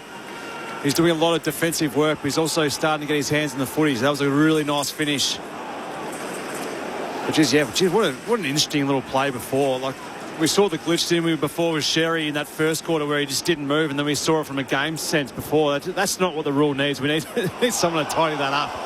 Back in the middle, it's Trembath who takes it, gets tackled to the ground. Taranto picks it up and will kick a shallow entry inside 50 for the Tigers. Bolter just punches it away. It'll go back outside of that arc. Sonzi goes in after it. Zerha on top of him. It's also a strange old situation last night after the final siren when Steele Sidebottom marked defensively inside defensive 50 and then turned around, kicked the ball through the goal, and that counts as a point. So about 10 minutes after the match finished, the score was adjusted to a 26-point margin. So a few odd things happening across this weekend. Wardlaw takes it for North Melbourne, kicks out wide. Blamires picks it up and can hand pass it away to O'Sullivan, who goes streaming down the southern wing. Inside forward 50, he'll put it. Larkey running onto it, front position, keeps going, pushing for it. Uses his muscle beautifully to take it. Hand passes it back and then can't pick it up for Richmond. Spargo's in there, dives on top of the footy, spills out the back. Boston has it. He's tackled by Trembath, holding the footy. And there's some intent from North Melbourne in this third term. And Trembath will have a kick directly in front of goal. A chance to put through his third. The difference is they're attacking the ball from the half-back line going forward. When they go sideways and backwards, it just doesn't put the Richmond defenders under pressure. But both of these entries and both goals inside 50 have been a handball on the half-back line and then go straight ahead. Takes a few risks. They've been too risk-averse so far in this game.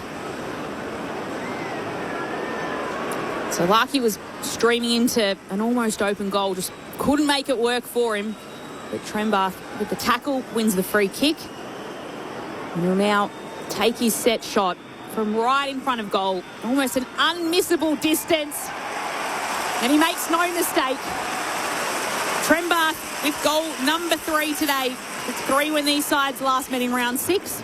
He's done it again today. North Melbourne now pushing out to a game-high 20-point lead, 6-7-43. The Kangas, the Tigers, 3-5-23. 9 minutes played in the third term. Sunday afternoon footy on ABC Sport. Your experts, Nathan Burke and Mark Murphy. It's an important period here for Richmond just to stay in touch.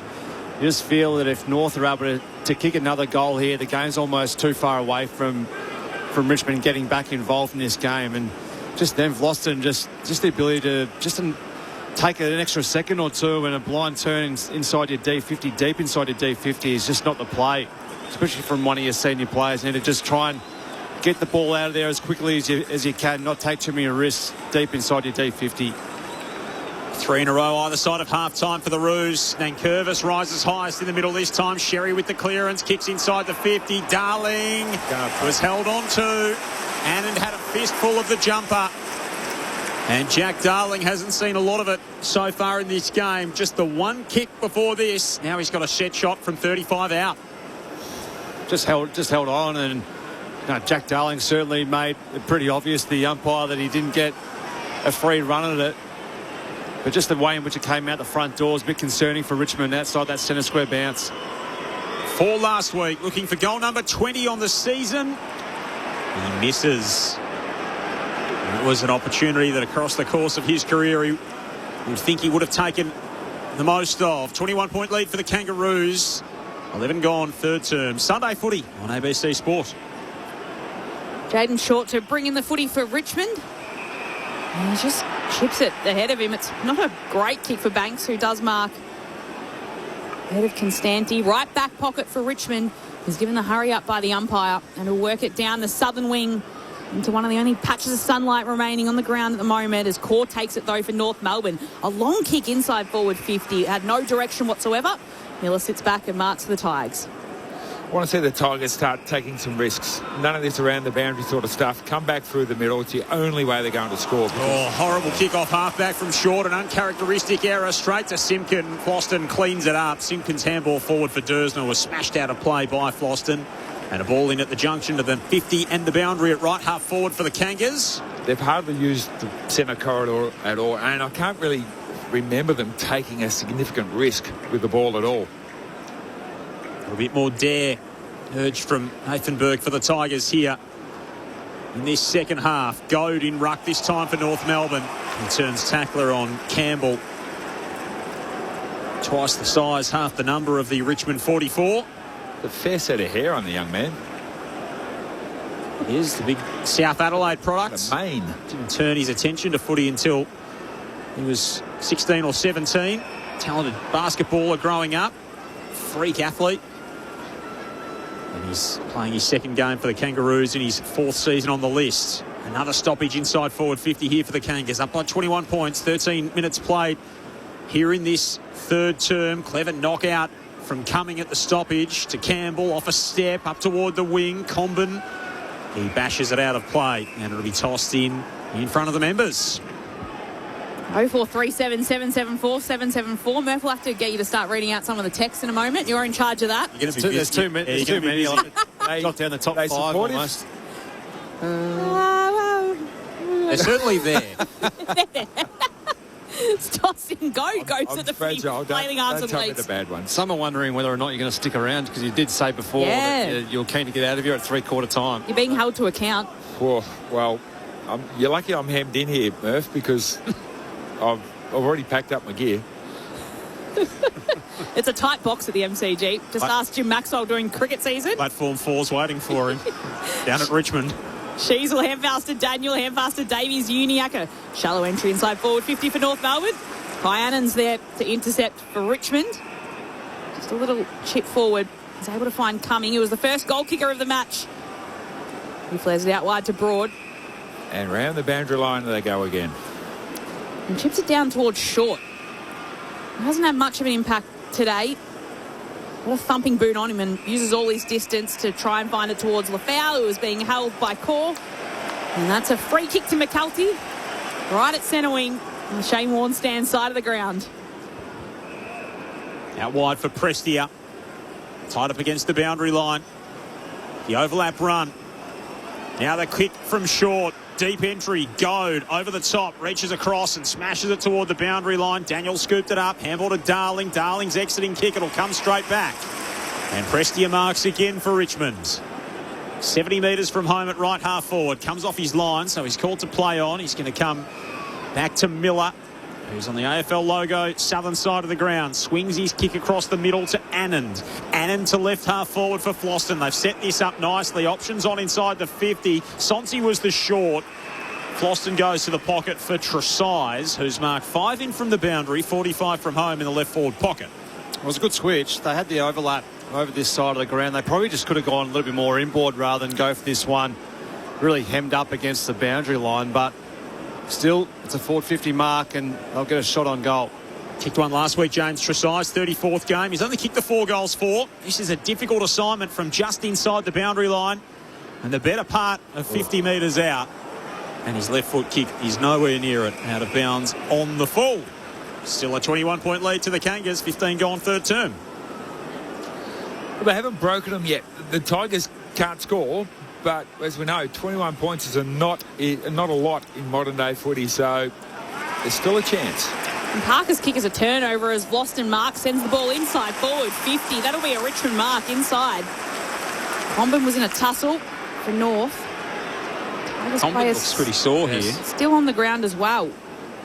So both a little sore as part of that marking contest as it'll be Houghton that gets back up off the turf. What it was Nick Flosten's great mark, obviously. Well, here we go. Hand pass from Houghton to Short to try and do what he does so well from 55 metres out. Just drops short for Jaden Short. And it's only a behind for the Tigers. Probably the right idea there from Houghton, but it's just a minor score. But it was the risky kick from Vlastuin, but that's what they needed to look at, Richmond, to go through the corridor, as Berkey said before, and back in your leg and hit that first one that you see. And you get opportunities when you hit that first kick usually. 20-point margin. Thoughts of Mark Murphy with you on ABC Sport alongside Nathan Burke. Kangaroos have got it to the wing. Dersma came in field for Zerha. Out to Daniel. Now to Spargo. Takes a bounce through left half forward. Gets onto his right boot. Measures the kick beautifully inside the 50. That is A-grade delivery to Harry Sheasel. And Sheasel's marked it 40 metres out. He's 15 in from the boundary in the left forward pocket. This to give the Roos a 26-point break. Yeah, it was nice by Spargo. He just had so much space, and there's probably 3 or 4 Richmond defenders and midfielders all ahead of him that one of them needed to come up and press him. He just took the grass in front of him and then just lowered the eyes, and certainly a bit of a change of mindset for North in this third term as compared to earlier in the game when they were just bombing that in long and eat the shorts. Two-time best and fairest. He's had 93 disposals in his past 2 games before today against Richmond. Sheasel comes in. It's an awkward kick. Goads there on the behind line. And it's slapped through for a minor score. So the Tigers remain in touching distance. As Berkey said, the Roos just can't put them away at the moment. It's a 21-point break. The Roos 45, the Tigers 24. Far from a shootout here at the G on Sunday Footy. Sam Banks brings it back in and just goes for a jog through the right forward pocket before dumping it on his boot to get it all the way to centre wing. Punched away towards the boundary. Stevens tracking it for North Melbourne. Happy to see it over the line for a throw-in right at centre wing, outer side of the ground. Make a Shane Warne stand. The last kick in, they went short to a Richmond player who was paid 15 metres. He just ran in from full-back then and ran 5 metres past that point. Melbourne have won the last 4 meetings between these two sides. Up by 21 points at the moment. Toss back in. McKercher takes it. He puts a kick just to the top of the 50. Dersma running after it. Gets a little tap away. Spargo hemmed in against the boundary. A beautiful little dinky kick finds Trembath. And Cooper Trembath, who's become the key forward there for North Melbourne today in the absence of Paul Curtis as well, missing with suspension, will have a set shot at goal from a tougher angle than where he has been previously, about 40 metres out from goal. Yeah, a bit of class there from Spargo. Broad just got caught defending the goals, which is fair enough from that position. And Trembath just had that space, and Spargo just put it to the left-hand side of him, and easy inside 50 mark. Cooper Trembath, 21 goals in the season so far. His kick is through the middle. Cooper Trembath celebrates his 4th of the afternoon. And North Melbourne starting to build their buff up as it becomes 27 points. Won by 75 last time these two sides won in round 6. And now at the 19-minute mark of the third term, it's North 7-9-51, Richmond 3-6-24. Your ABC Sport experts, Nathan Burke and Bob Murphy and Mark Murphy. had a fair day, hasn't he, Cooper Trembath? Yeah. We've seen him obviously a fair bit more through the midfield and playing ruck at various times, but he's got some talent, and I think North Melbourne has certainly found one there. He saw him earlier in the year against Carlton, and I was really impressed by the way in which he just moves it around the ground. He obviously understands how to find position and find some space, and he's just so athletic. And you throw Paul Curtis into that mix with Larkey and Trembath, it's a formidable forward line. They can build that around that for many years to come. Career best return for Cooper Trembath today. 6 times he's got 3 goals, including his first 4 games at the AFL level. He's got 4 on the afternoon. And Curvis with the clearance out of the middle. Flares the kick wide in front of the Richmond interchange where Rioli slides into mark. Just the third disposal coming up here for Morris Rioli. Hasn't had a kick before he sinks his right boot into this one. To the pocket. Force it from the back. Elgar at the front. Did he get a shove? He did. And Jasper Elgar will get the free kick. 40 metres out. 45-degree angle to the left of centre. He converted with a neat one earlier in the game. He's got another opportunity here to kick Richmond's first of the second half. We just made McDonald worry there by the way in which he attacked the ball. So he came at it with pace, and McDonald was forced to act and push him. Even though it was just a slight little push, it was the left arm that was on the shoulder, the top of his back, that forced the umpire to pay the free kick. But Elwood came at it with pace and forced the error. From Bob Murphy country down in Warragul, Jasper Elgar.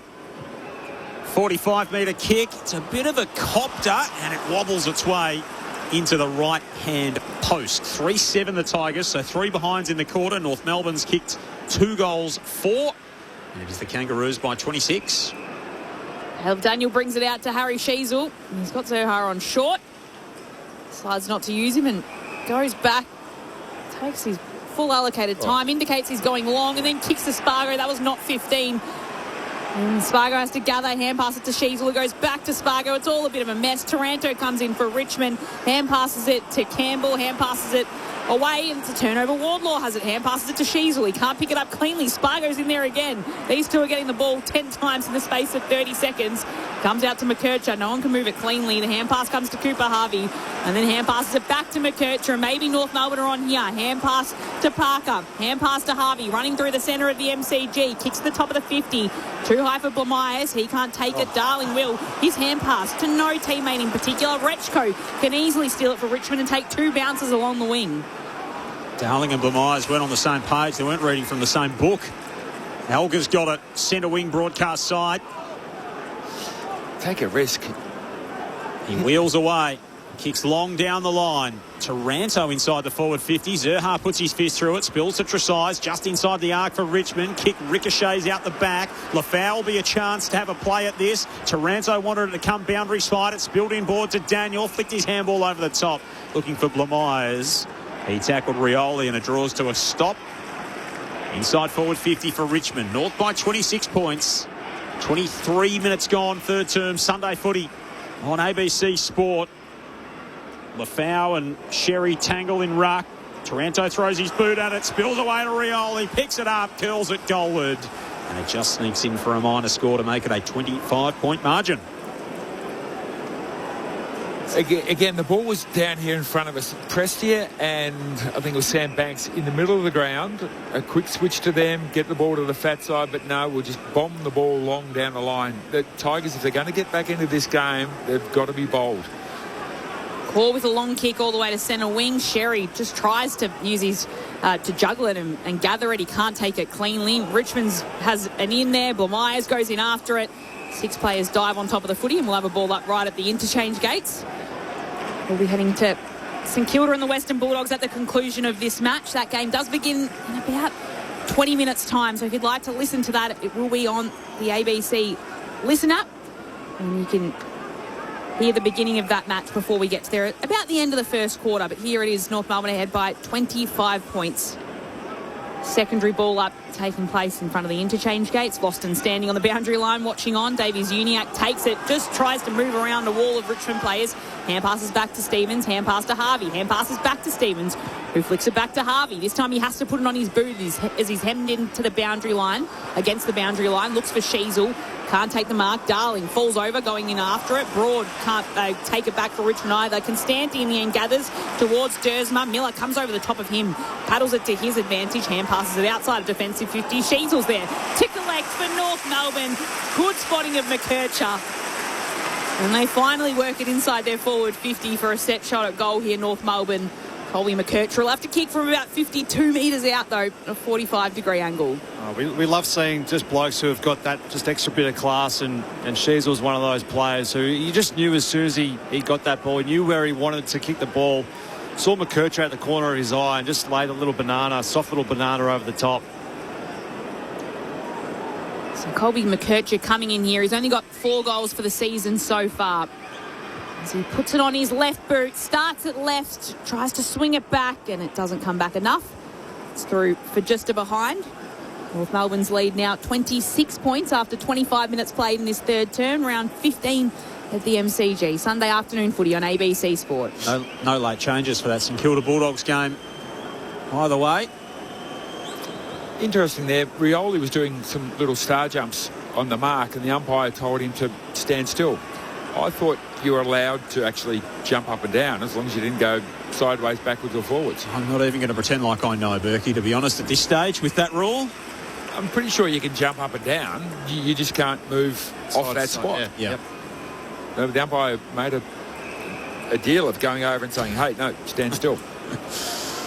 The vagaries of that particular rule. Tigers transition it here to half forward. Campbell wobbles a kick inside the forward 50. A dangerous one for O'Sullivan, who couldn't collect on the half volley. It's kept in play toward McDonald.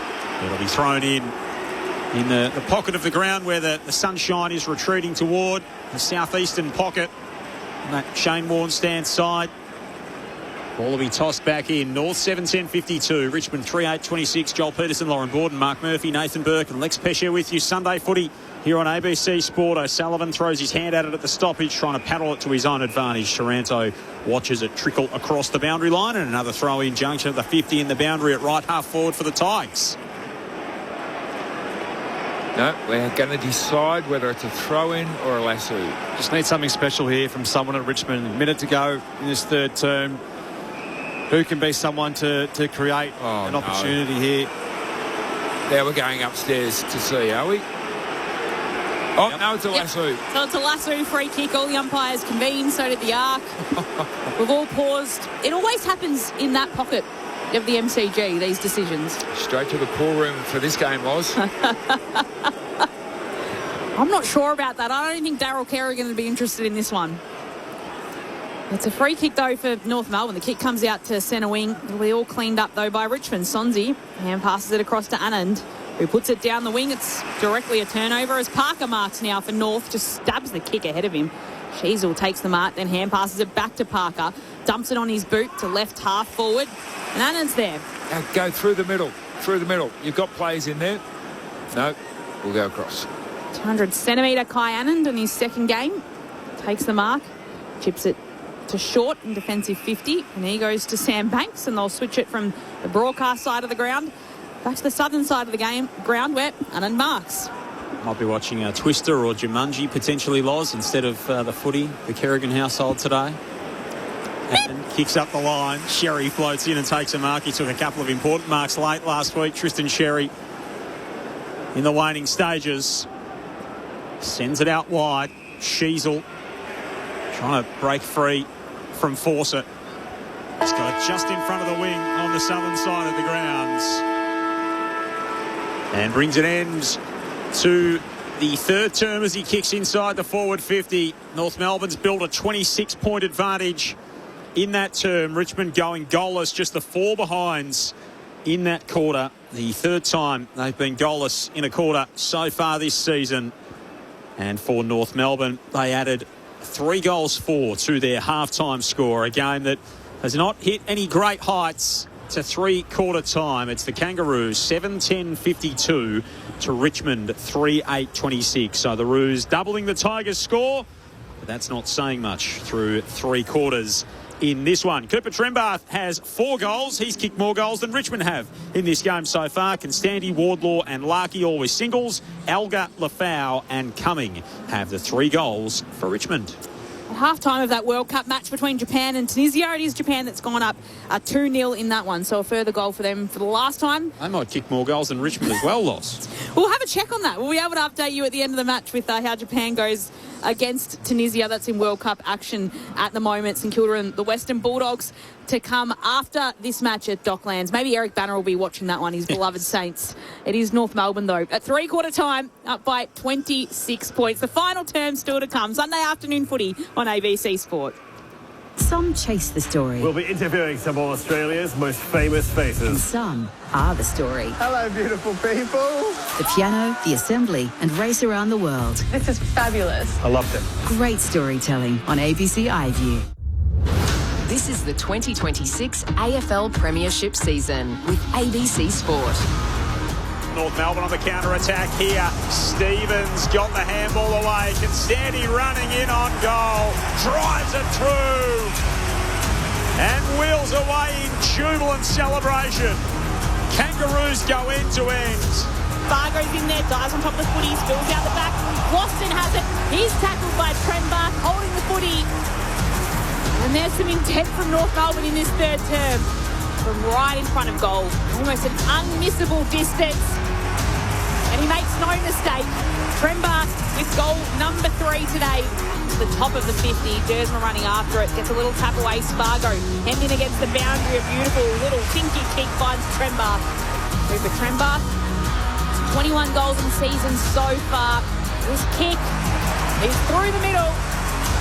Cooper Trembath celebrates his 4th for the afternoon. North Melbourne starting to build their buffer. The AFL on ABC Sport. On radio. ABC Sport Digital Radio. And ABC Listen.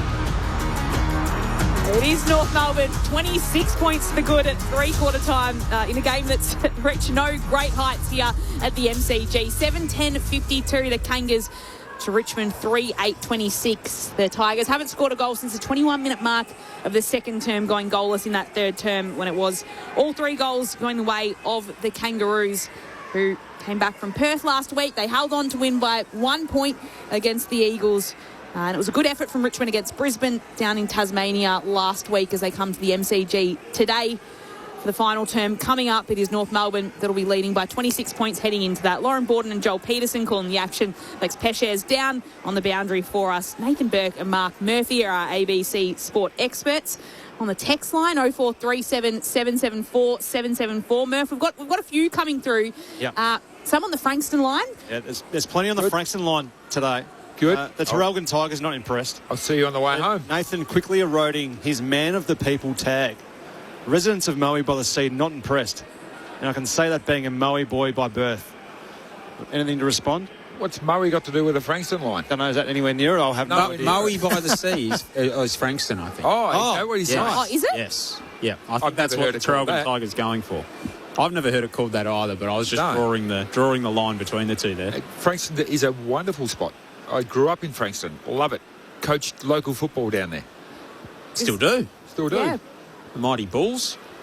Or the Bulls. Someone texted earlier, I just can't scroll up from here, but someone said that their husband rides the Frankston line and has all his teeth. So not sure the great unwashed is on that line.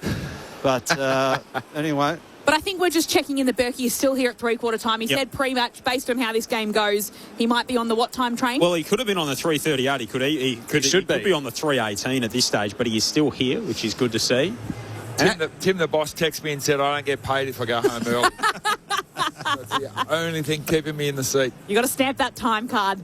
Tigers, come on, seriously. What can they do in this final term, Berkey? Do you change up the look and have someone play deep out of the square rather than trying to get high up the ground? Because for most of the day this afternoon, they've had really no option going inside 50. They've got a couple that have gone out the back, but do you change the look and play someone deeper out of the square like a Noah Bolter and try and just get someone up there who can provide a target and get a Seth Campbell maybe at his feet? Rioli hasn't had too many touches, but can someone bob up and do something? Well, I don't know whether they can change much inside the forward 50, but you can change the way you get the ball inside the forward 50. At the moment, they're avoiding the centre square like it's a deep, the plague's in there, because at the moment they're just going around the boundary line the whole time. Get the ball through the middle. Force it, Elgar. These guys, they're not going to take a big contested mark. They'll come out and they'll take it on the lead. You've got the smalls down there. Tell Rioli, mate, I don't want you outside 50. Stay inside 50. Campbell, you stay inside 50 when you're down there as well. Get it in there, but get it into a scoring position as quickly as you possibly can, even if it is ugly. But we need bodies in there. At the moment, they're trying to be perfect and everything's going around the outside and everyone's too scared to make a mistake. You've got to risk and reward here. Tigers have got nothing to lose. Absolutely nothing to lose. It's the Kangas who have got something to lose. So if they start taking the game on, kick 2 or 3, this gets back within 12 points or so.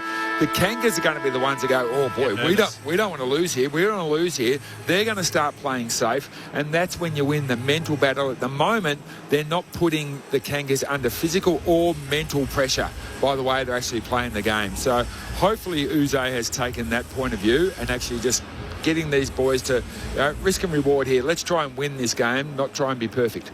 We held him in for a long time there, Adam Uze. In the end, it was Tim Livingston, the footy boss, who just tapped Adam on the side and said, all right, we've got to go. They've got to get in position for the start of this final term, where it is North Melbourne ahead by 26 points at the MCG. The ball's thrown up. And it's Trembath and Cumming wrapped up, and it'll be a secondary ball up in the centre of the MCG. Nankervis tries to rip it out himself. Can't take possession. Taranto will. Hand pass to Banks. His kick smothered. Annan's in there for the Tigers as well. Hand pass to Taranto. He flicks it back towards Cumming, who can take it, shove it on his boot and put it out wide to the top of the 50. Comben tracking back. Takes the mark. And Charlie Comben stops the ball from going any further forward for the Tigers. Comben down the line. Sherry reaches over the top of Floston and Wardlaw, who came to meet him and takes the mark in front of the interchange. Interested in Lex's view shortly on the Richmond bench and whether there's a certain energy that suggests that they might be in this with a chance. We'll get down to her in a moment. Wardlaw is called to... I thought both Richmond players in the area were going to run away, and the umpire was just watching for it. Close run thing. Wardlaw inside the 50. Trembath comes flying in over the pack. Couldn't take the mark. Spills down to Prestia. Off the ground goes short. Kick across the centre square. Call lays a good tackle and is rewarded. Holding the ball. Free kick to North Melbourne. And Aidan Corr brings down Elgar. Quickly plays on. McKercher drills it inside the 50 and finds Constanti, who's got the set shot from 45 out directly in front. There was a bad mistake there by the Tigers. They had the overlap run. It was just Elgar just too slow with the handball. Oh, plays on. Like Luke Davis-Uniacke. LDU misses to the left-hand side. So 27 points the margin. Lex downstairs. Get your body language doctor going. What do you see down on the Richmond bench? Well, I was hoping I had a little bit something more exciting for you, but I've been watching Adam Uze for the last couple of times. There's been an interesting call, and not at poker face, that man. He'd be good at poker. Not much from him. Yeah, he doesn't seem like he gives much away, Adam Uze, when he's standing on the bench. And watching on from there. North ahead by 27 points as Parker has the footy, centre wing.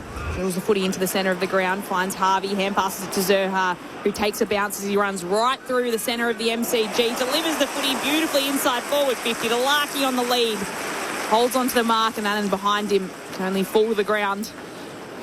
And there you go. You've got Parker on the boundary line on the wing, kicks the ball into the middle of the ground. Zerha comes running past, hit a leading forward on the chest. That's what the Tigers have refused to do all day. It was their first thought, wasn't it? Was to look inboard and use the corridor rather than to look back down the line. Let's look for the riskiest route, but just back in your teammates are going to be there, and that just opens up the whole ground for you. So Nick Larkey now, the captain of the footy club, from 48 metres out, kicks towards goal. It's snuck through. It's snuck through for a point. It was nearly out of bounds on the full, but it's one behind for Nick Larkey. He can't add to his goal that he scored in the second term. North ahead by 28 points. Let's go downstairs to Lex. I think Adam Uze heard me because he's just gone over to his runner and gave a very important message, so we'll see what happens from here. Hopefully the runner doesn't come your way, Lex. No. Tigers bring it in from fullback. Floston kicks out toward Nankervis, who's brought down by Comben and a ball up. Josh Simpkin on the exercise bike as well. He's just keeping the legs ticking over in conversation with one of the physios at the moment. He's got the warm-up top on, but down in the shade on this chilly winter's Sunday afternoon at the MCG. Kangaroos lead by 28 points. 4 minutes played, final term. Wardlaw breaks clear from the traffic, eyes the sticks and kicks a brilliant goal. He's so often the fire starter for North Melbourne.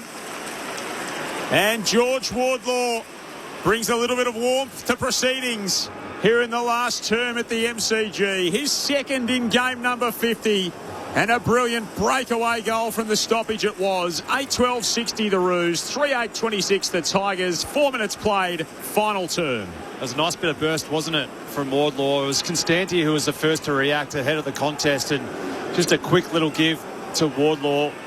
And just the first 5 or 6 minutes, just put the ball under his arm and took off, and the ground just opened up for him, and that's why they love him down there at North Melbourne. Not only just his contest work, but if he can add that element of offensiveness to his game, he's going to be a pretty important play for them.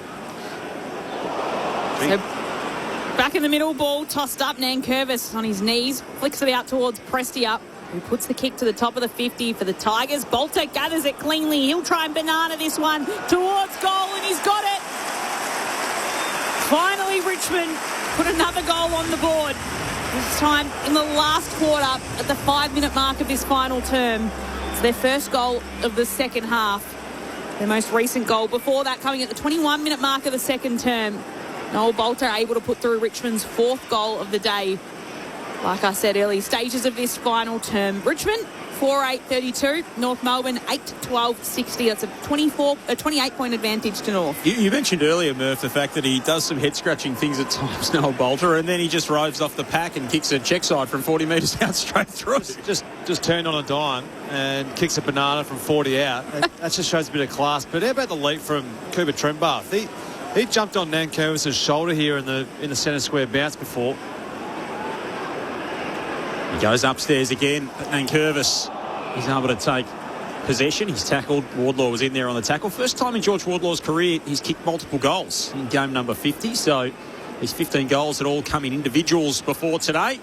Got a pair on the afternoon. The answering goal from Bolter to make it a 28-point gap once more. Another stoppage in the centre square here. Sunday afternoon footy on ABC Sport. Great to have you with us. St Kilda, the Western Bulldogs, still to come. That game about to begin at Docklands. No late changes. Play on an advantage out of the centre here for Richmond. Taranto streams forward and finds Bolter hitting up out of the goal square. And the most recent goal kicker in the game has got another look at it from 45 metres out, as good as directly in front. That was a very weird play on there. The umpire, everybody stopped. Taranto looked at the umpire and said, can I? Can I? And the umpire said, yeah, can if you want. So off he ran. All the North Melbourne players stood still. He stood up when they've needed it a couple of times so far this season. Noah Bolter for another here on the approach with the set shot. He sticks it through. And there might be a little bit of life in this Richmond charge yet. Their first goals of the second half come back-to-back in a couple of minutes. And the Tigers 22 points behind the Kangaroos. Still a tall task, but they are close enough, if good enough. 5-8-38 plays 8-12-60. 7.5 played final term. Sunday footy on ABC Sport. Nathan Burke and Mark Murphy. Well, two of their last goals are from clearances. So the first one was from centre square bounce. That one was a secondary stoppage and free kick awarded. But that's where they're going to get in this game. The Tigers keep the ball into a contest. Back yourself in. Keep your 6 forwards ahead of the ball. Make sure it's 1v1s down there. Don't allow any spares to drop in front of you and put the game back into a contest. Couple of goals in a row for the Tigers, and it's back to 22 points. The advantage in North. Sheasel tries to dig it out. Hand pass to Constanti. Hand pass to Harvey. Flicks it across to Simpkin, who just dabs it on his boot. Gets it out wide to Darling. Marks between wing and half forward for North. And then we'll move it on to Simpkin, who's kept running all the way to half forward, where he'll mark. And then just centres the footy, looking for Sheasel. In came Sonzi to bring the ball to ground and spoil it in the air. Hand pass to Taranto, hand pass to Short. Back to Sonzi, back to Short. He'll put it on his boot this time and get plenty of distance on his kick. Houghton leading up marks. He's got to go now. Puts it on his boot. It's not a great looking kick, but it finds Lafau anyway. It spiralled its way there. And then it just landed in the lap of Lafau. The right result. Maybe that's the answer, Berkey. Just kick wounded ducks going inside 50. The last one from Taranto was just an end-over-end kick, and something similar there from Houghton. It looked like he kicked the wrong type of kick in terms of who the option was, but Falau made it look good. So a chance to go 3 in a row for the Tigers. A hacked kick. Lafau with the shot at goal, 40 metres out on an angle. This one goes right across. And that'll only be a minor score for Richmond. Margin cut back to 21 points. Still plenty of time remaining in this game. 9 minutes played in this final term. The Saints and the Bulldogs is just underway over at Docklands. There's a full call of that available on the AFL Extra button on the ABC Listen app. At the moment, it's 1 point apiece in that match. Very early stages of the first. Time for the Kangaroos to buckle down, and Spargo comes outside the defensive 50, turns it over to Brown, eases the kick inside the forward 50 for Richmond. McDonald's up to meet it for the Kangaroos. Handball to Constanti to the run of Wardlaw, dashing off halfback, floats his handball wide to the AFL logo for Sherry. On the bounce back by hand to McDonald. Simpkin just avoided an absolute car crash of a contest with Prestia. Handball from Spargo hit McKercher in the back. Somehow North's got it inside forward 50. Larkin ran into Sheasel, hit his head on his shoulder. Davies Uniacke fumbles it away. It's picked up by Annand. What a bizarre passage of play for North Melbourne. It could have ended with a goal just about. And Richmond exit the defensive 50. The mark's taken by Zerha, and they'll see if they can be a bit cleaner here. Luckily, Larky's up on his feet after running into his teammate. So in goes Zerha's kick to a pack that Sherry plucks out of the pack. Stuck his hands up, Tristan Sherry, and holds on to the mark. That was bizarre. An absolutely bizarre piece of play. We had players handballing at other players' backs and handballing to people who weren't looking. Prestia came in for a big clothesline bump and completely missed. And now Tristan Sherry, set shot, 45-degree angle, 30 metres out from goal. He's got the finish. And North Melbourne give itself a little bit more breathing space after a couple of goals from the Tigers. 27-point margin North Melbourne's way. Kangas 9-12-66. Richmond 5-9-39. 11 minutes have ticked over in this final term. Sunday afternoon footy on ABC Sport. Well, that was the answer that North Melbourne so dearly needed, wasn't it? The Tigers were starting to mount a little bit of a comeback, and just a fine line, isn't it? That kick going inside 50 misses Bolter by a couple of metres, and then an opportunity to kick a third in a row, and then it's back within 3 goals. But maybe the task is too far from here for Richmond. Let's wait and find out. Yeah, it was Brown who missed Bolter, who's standing in the corridor all by himself.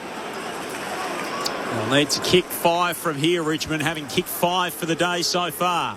Bolter in the middle to Taranto, back to Bolter, clearance for the Tigers, drives it inside the 50, big fly in the pack. No mark there for Houghton. Pressure on the goal line for Richmond. Fawcett lays the tackle. Rewarded. Picks it up and slams it through.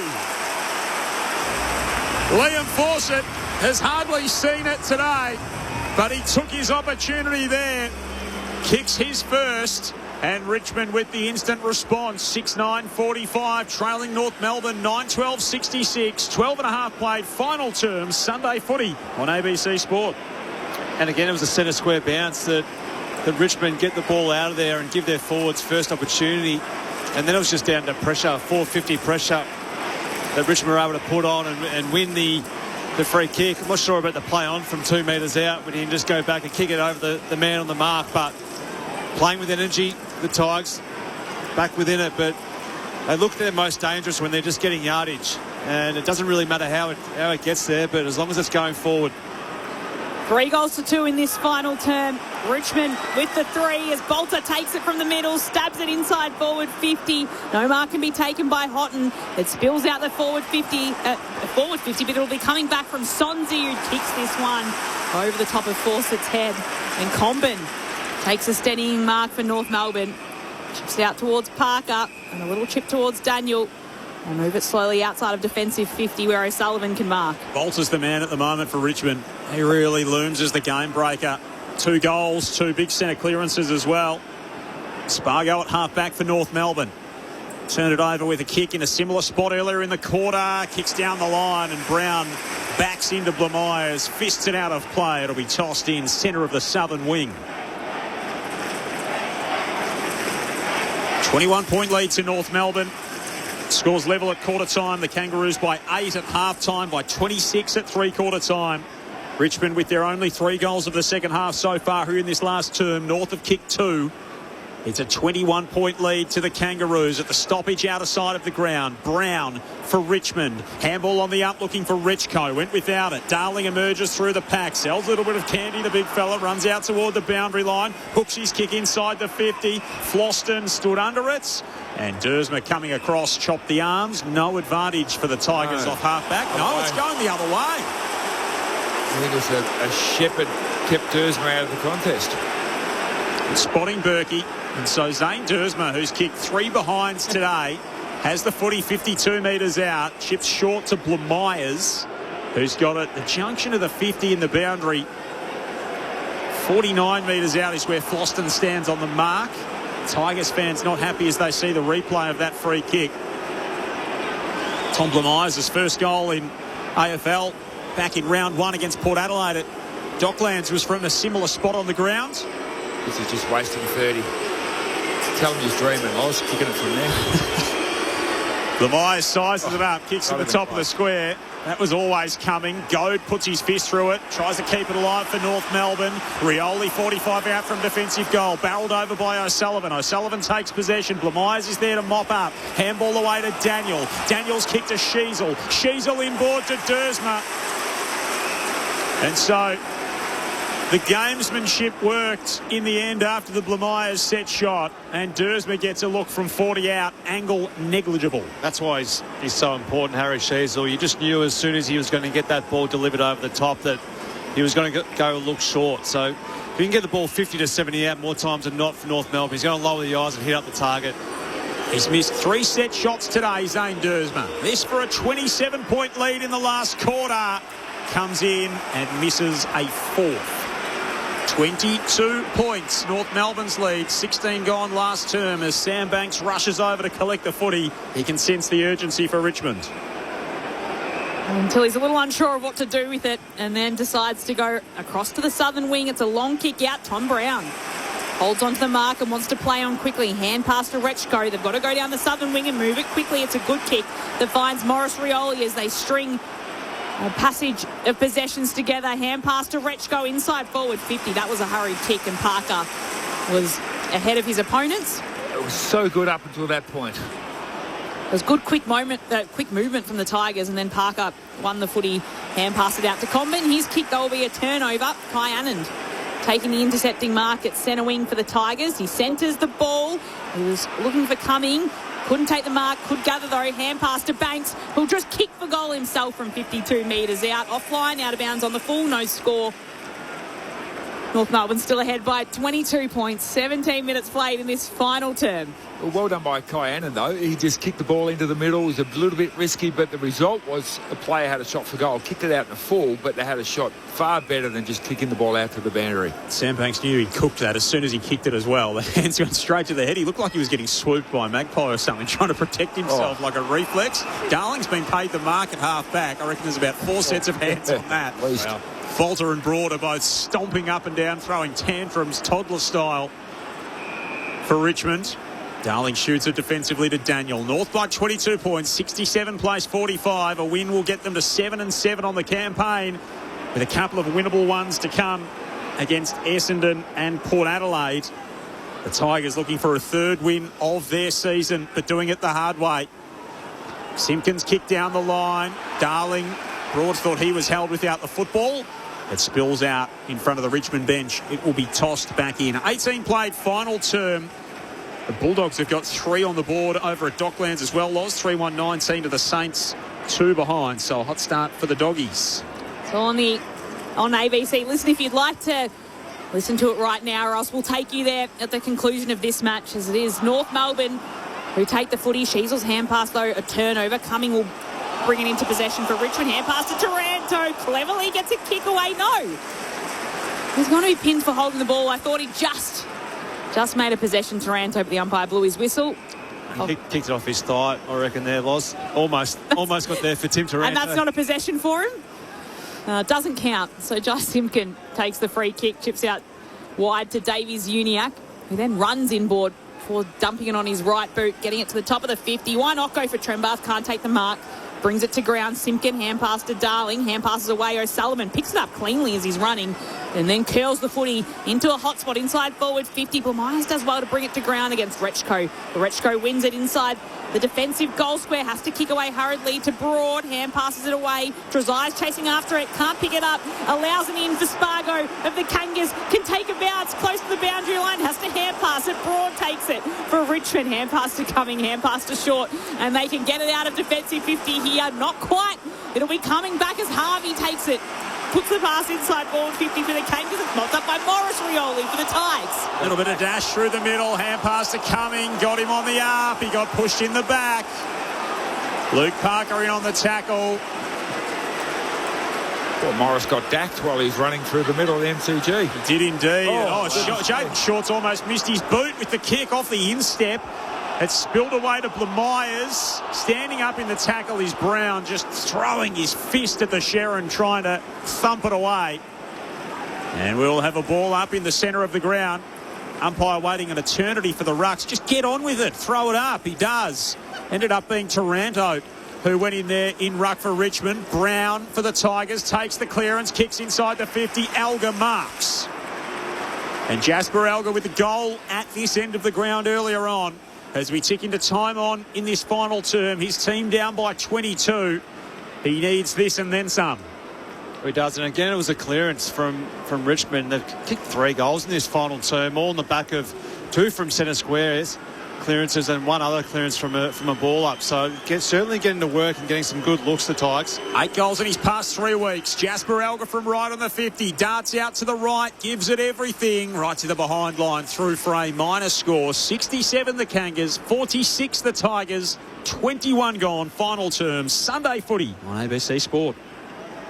Crowd posted as well as 41,806. It's about 1,000 more than last night here for Collingwood and Port Adelaide as North exit out of defensive 50 via a Caleb Daniel kick. It'll be coming back his way, though, as Rechko wins it for the Tigers. He gets tackled, brought to ground, holding the footy. Free kick, North Melbourne. Chloe McKercher has the ball for North. The outer side of the ground, right half back for North. Most of the MCG now in full shade as he kicks right down the wing. Again, Annan's there. He's done well for the Tigers today. Punches it down. Myers picks it up for North. Hand pass to Parker. Hand pass to Wardlaw. Advantage paid. Parker got pushed in the back. Everyone stopped. They've still stopped. Kai Annan picks it up. He stops. Everyone's stopping today. And then Annan realises he has to play on. Kicks it down the wing to a pack. Comben breaks it up. Morris Rioli's in there. He is dispossessed of the footy. It spills out the back. Broad can be the recipient of the hand pass from Rechko, and he kicks it down to left half forward. Forcital mark. Wants to play on quickly. Hand pass to Alga. I'm not sure what he was doing there. A little dinky kick that was never going to be to the advantage of anyone, except that there's a push in the back and they will win the free kick. He was trying to be unselfish, Alga, anyway, but ends up getting the push in the back. But yeah, this game could be well and truly right on here if he can go back and kick this one. He's going to go with the snap around the body from about 25-30 out. So Jasper Alga to snap towards goal. It's offline, just to behind. He puts on his second minus score in a row. Jasper Alga kicked a goal in the second term. The margin just cut back to 20 points. 22 minutes played in this final term. Time starting to get away from Richmond in their comeback. Yeah, 15 points would have made it really interesting with just under 5 minutes to go. Yep, I need 4 goals in 4.5 minutes. It's borderline miracle territory now for the Tigers, and Darling floats into mark off a kick in at half back. And the veteran can soak up a little bit of time. Game 3-3-3 for Jack Darling. Kicks up the line. Larky bodied under it really easily by Miller. He wants to start the chain with the horseshoe. Comes defensively to Short, who pleads for an option. Finds one in Brown. Short stopped and propped before he got the handball, trying to provide the overlap run. Back to Brown, sold him into trouble. Kick into the corridor. O'Sullivan didn't mark it, got two hands to it. He got caught in two minds. And then Grill got grabbed by Wardlaw and a ball up. Inside the centre square, Roos by 20 points, 23 and a half gone in this final term in front of 41,000 and then some here at the MCG. And the Kangaroos holding on to a 20-point lead. McKercher takes it away, hand passes it right through the middle to Constanti, puts it out wide towards Trenbarth, who marks. Boston tracking him. No advancement as Trenbarth gets up. Centre wing for North Melbourne. The Doggies ahead by 5 points now at Docklands. They've been able to fight back. St Kilda has been able to fight back there down the road at Docklands. We'll take you there at the conclusion of this match as Trenbarth just chips across to Daniel, who's happy to go back and find Zerha. Possession number 39 for Caleb Daniel.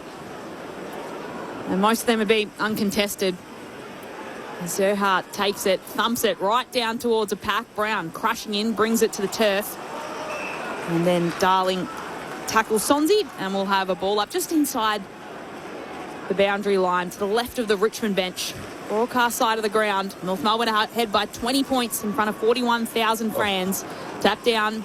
Steely Green tries to clear it away. Sherry picks it up, puts it inside forward 50 with a dumping kick. Trenbarth roves it, hand passes it away to Stevens, runs into an open goal and seals the victory for the Kangas.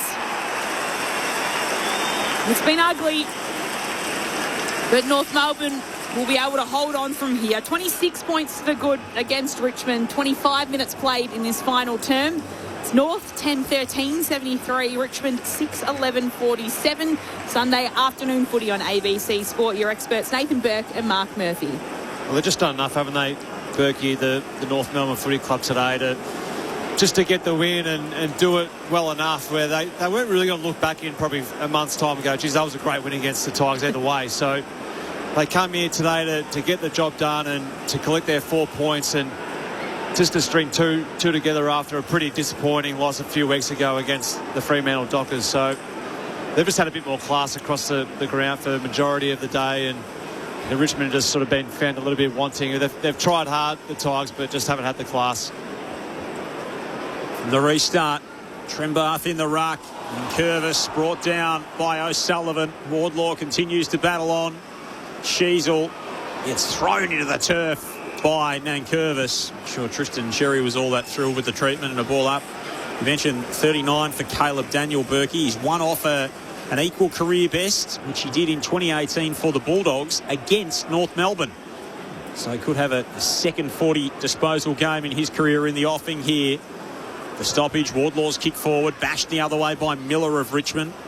Prestia, neat little kick down the line for Tresize. Plays on, got Sheasel up in the air, loops the handball to Cumming, now out wide to Green at right half forward for Richmond, to Campbell, 5 in from the boundary line, centering kick, Taranto dragged down, he'll get the free. Tim Taranto, the acting captain, will take the free kick. 45 metres out, 45-degree angle right of centre, and this is consolation prize type stuff for the Tigers. Yeah, it is. Nice touch as well from Seth Campbell to look across rather than just to bomb it long. He's probably about 45, 50 out himself, but just had the awareness to look sideways and see Taranto by himself. 2 last week for Tim Taranto, 6 goals, 8 on the season, and he's got a late one here. Tristan Sherry's come across to get a hand on it. Umpire's going to call for a score review, so it will either be a 20-point margin or a 25-point margin as a result. Umpire's call is a behind. That's close. Again, that review complete. Looking at this angle, we can see the ball's touched before crossing the back of the goal line. Decision on scoreboards. The word C doing a lot of heavy lifting there. Anyway, they've come to a decision swiftly, and that's sometimes the best result of all. Minor score, 25 points is the Richmond deficit. Japan 3-0 up again, also against Tunisia at the 75-minute mark in Group F of the World Cup. So Richmond's able to go ahead of them. Joel, you're keeping an eye on that? Just in this last quarter alone, Loz, there'll be a 3-3 draw. That's very true. So North Melbourne bringing it out. McKercher kicks it down the line. Larkey couldn't pull in the mark, which allows it in for Richmond. Trezise, hand pass to Ross. Hand pass to Banks, rather. Hand passes it across, or in the direction, rather, of Grill, who can't take it. And it's North Melbourne that recover. Yeah, Caleb's going to get another one here. Lemires, a little chip kick to Caleb Daniel. Seriously, if he ran up into the toilet because he's overhydrated, they'd still kick the ball to him today. No matter where he is, backwards, sideways, they find him. And he's used the ball really well. So there was his 40th disposals. He chips it backwards towards Luke McDonald.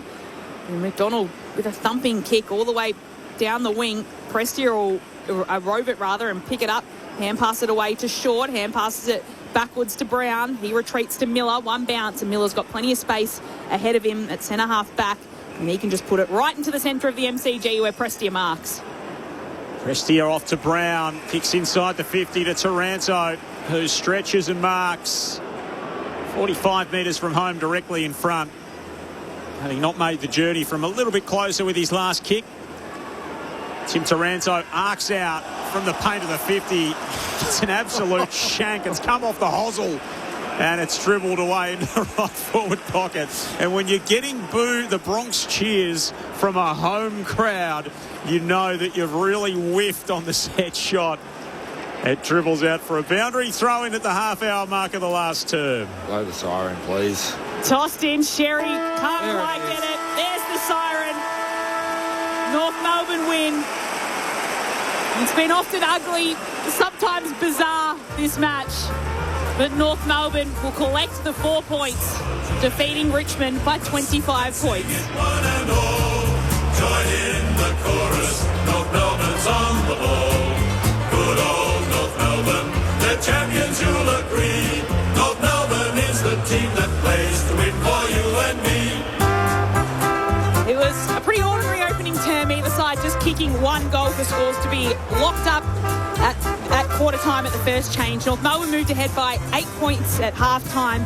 It was the third quarter where they really started to move ahead, keeping Richmond goalless and leading by 26 points at three-quarter time before pushing out and winning by 25 points in the last term. It's not one for the record books and not one anyone will rewatch, but it does mean that North Melbourne's record is now 7-7. North Melbourne is the team that plays to win for you and me. Many North Melbourne fans have come out to a rare MCG outing in the sunshine to witness a match that, well, they'll be happy they won, but there weren't too many highlights apart from that. Perhaps Cooper Tremba, who kicked 4 goals, will be one of those for North Melbourne. He was a top goal scorer on the field. The goal kickers for North Melbourne, George Wardlaw with 2, Jacob Constanti, Tristan Sherry, Nick Larkey and Dylan Stevens all had singles. And then for Richmond, Noel Bolter had 2 in the last quarter, which just kept the Tigers in touch and maybe made North Melbourne a little bit nervous for a short period of time. Singles as well to Sam Cumming, Jasper Alga and McCulty Lafau. But it is North Melbourne winners by 25 points, 10-13-73. Richmond 6-12-48. Keeping in mind, North Melbourne won by 75 points in round 6 when these two sides last met. Not able to put Richmond away, rather, in this match. Again, in their second meeting for the season. Across at Docklands, with St Kilda ahead by 1 point. So 3-2-20, Western Bulldogs 3-1-19 after the Doggies got away to a hot start there at Docklands. We'll take you to that match in a very short time, in a moment or two, as we wrap up this match here.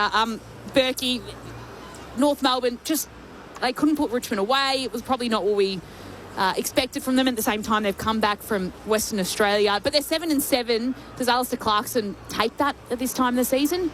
Absolutely, I think they take that. If they can be sort of 50%, that's probably getting close to that wild card sort of a race, which I think where they're at, they're certainly not a top 8 team just yet. So keeps them in the hunt for a little bit of finals experience. I think Clarko would be wishing that for his younger players especially, and for the club again to sort of get up there and have that fever around finals and do or die elimination games. It's good to be. So 7-7, that's where they're at. Yep, they are inside the 10. as it stands right now. So because they've got half a game on Collingwood, their percentage only 90.7, so they take 1.8 or 2.2% out of their win today. So that's going to be their gap in that wildcard race. So their next 2 weeks, they've got Essendon next week, then they've got Port Adelaide. Then after that, Collingwood, Melbourne, St Kilda, Hawthorn, the Western Bulldogs, Geelong and Sydney. So they've got some looks at it in the next little while, but their last 4 weeks is very, very difficult indeed. So it's going to come very quickly for the Kangas. It sure is. Berkey, we've got to get to the Docklands, so the 3-2-1. 3-2-1. Okay, I've given Sheasel 1 vote for he had 31. He had equal high 7 score involvement, so his class shone out a little bit when he had the ball in his hands. Caleb Daniel, 40 possessions, went at 92%. Every quarter he was good, but Trembath for 4 goals. I thought he was the bloke who broke the game open with his 4 goals. A great game. We were puzzled by his role at the start of the game and wondering what kind of influence he'd have, and he made a fist of it this afternoon. He did, and I think Clarko's just trying to make the most of the new rules in the middle of the ground, get a guy who can jump against Nankervis, who's not a jumping ruck, who's more of a bodying, old-fashioned type of ruck. So, yeah, maybe smart move by Clarko, because when he went forward, that's when he did most of his damage, though, kicking 4 goals. So there we go. He gets the 3 votes in the ABC Footballer of the Year from Nathan Burke. 2 to Caleb Daniel, 1 to Harry Sheasel. We've got to get out of here, Berkey. You've got to get on the train home, jump on that Frankston line. They'll all be waiting for you. Thanks to Joel Peterson calling alongside me, Mark Murphy as well, Lex Pesce on the boundary, to Damo doing socials, to Jules, our tech at the back of the box, and a Cash in the studio. It is North Melbourne winning an ugly one, but winning anyway against Richmond by 25 points. Right now, you'll all be headed across to Docklands, where there's an enthralling match going on there. St Kilda taking on the Western Bulldogs. A fair bit at stake in this match at Docklands. Currently, scores are all locked up, 3-20 apiece. We'll take you across to our commentary team, Matt Clinch, Ben Cameron, Bob Murphy and Daniel Harford. High contact.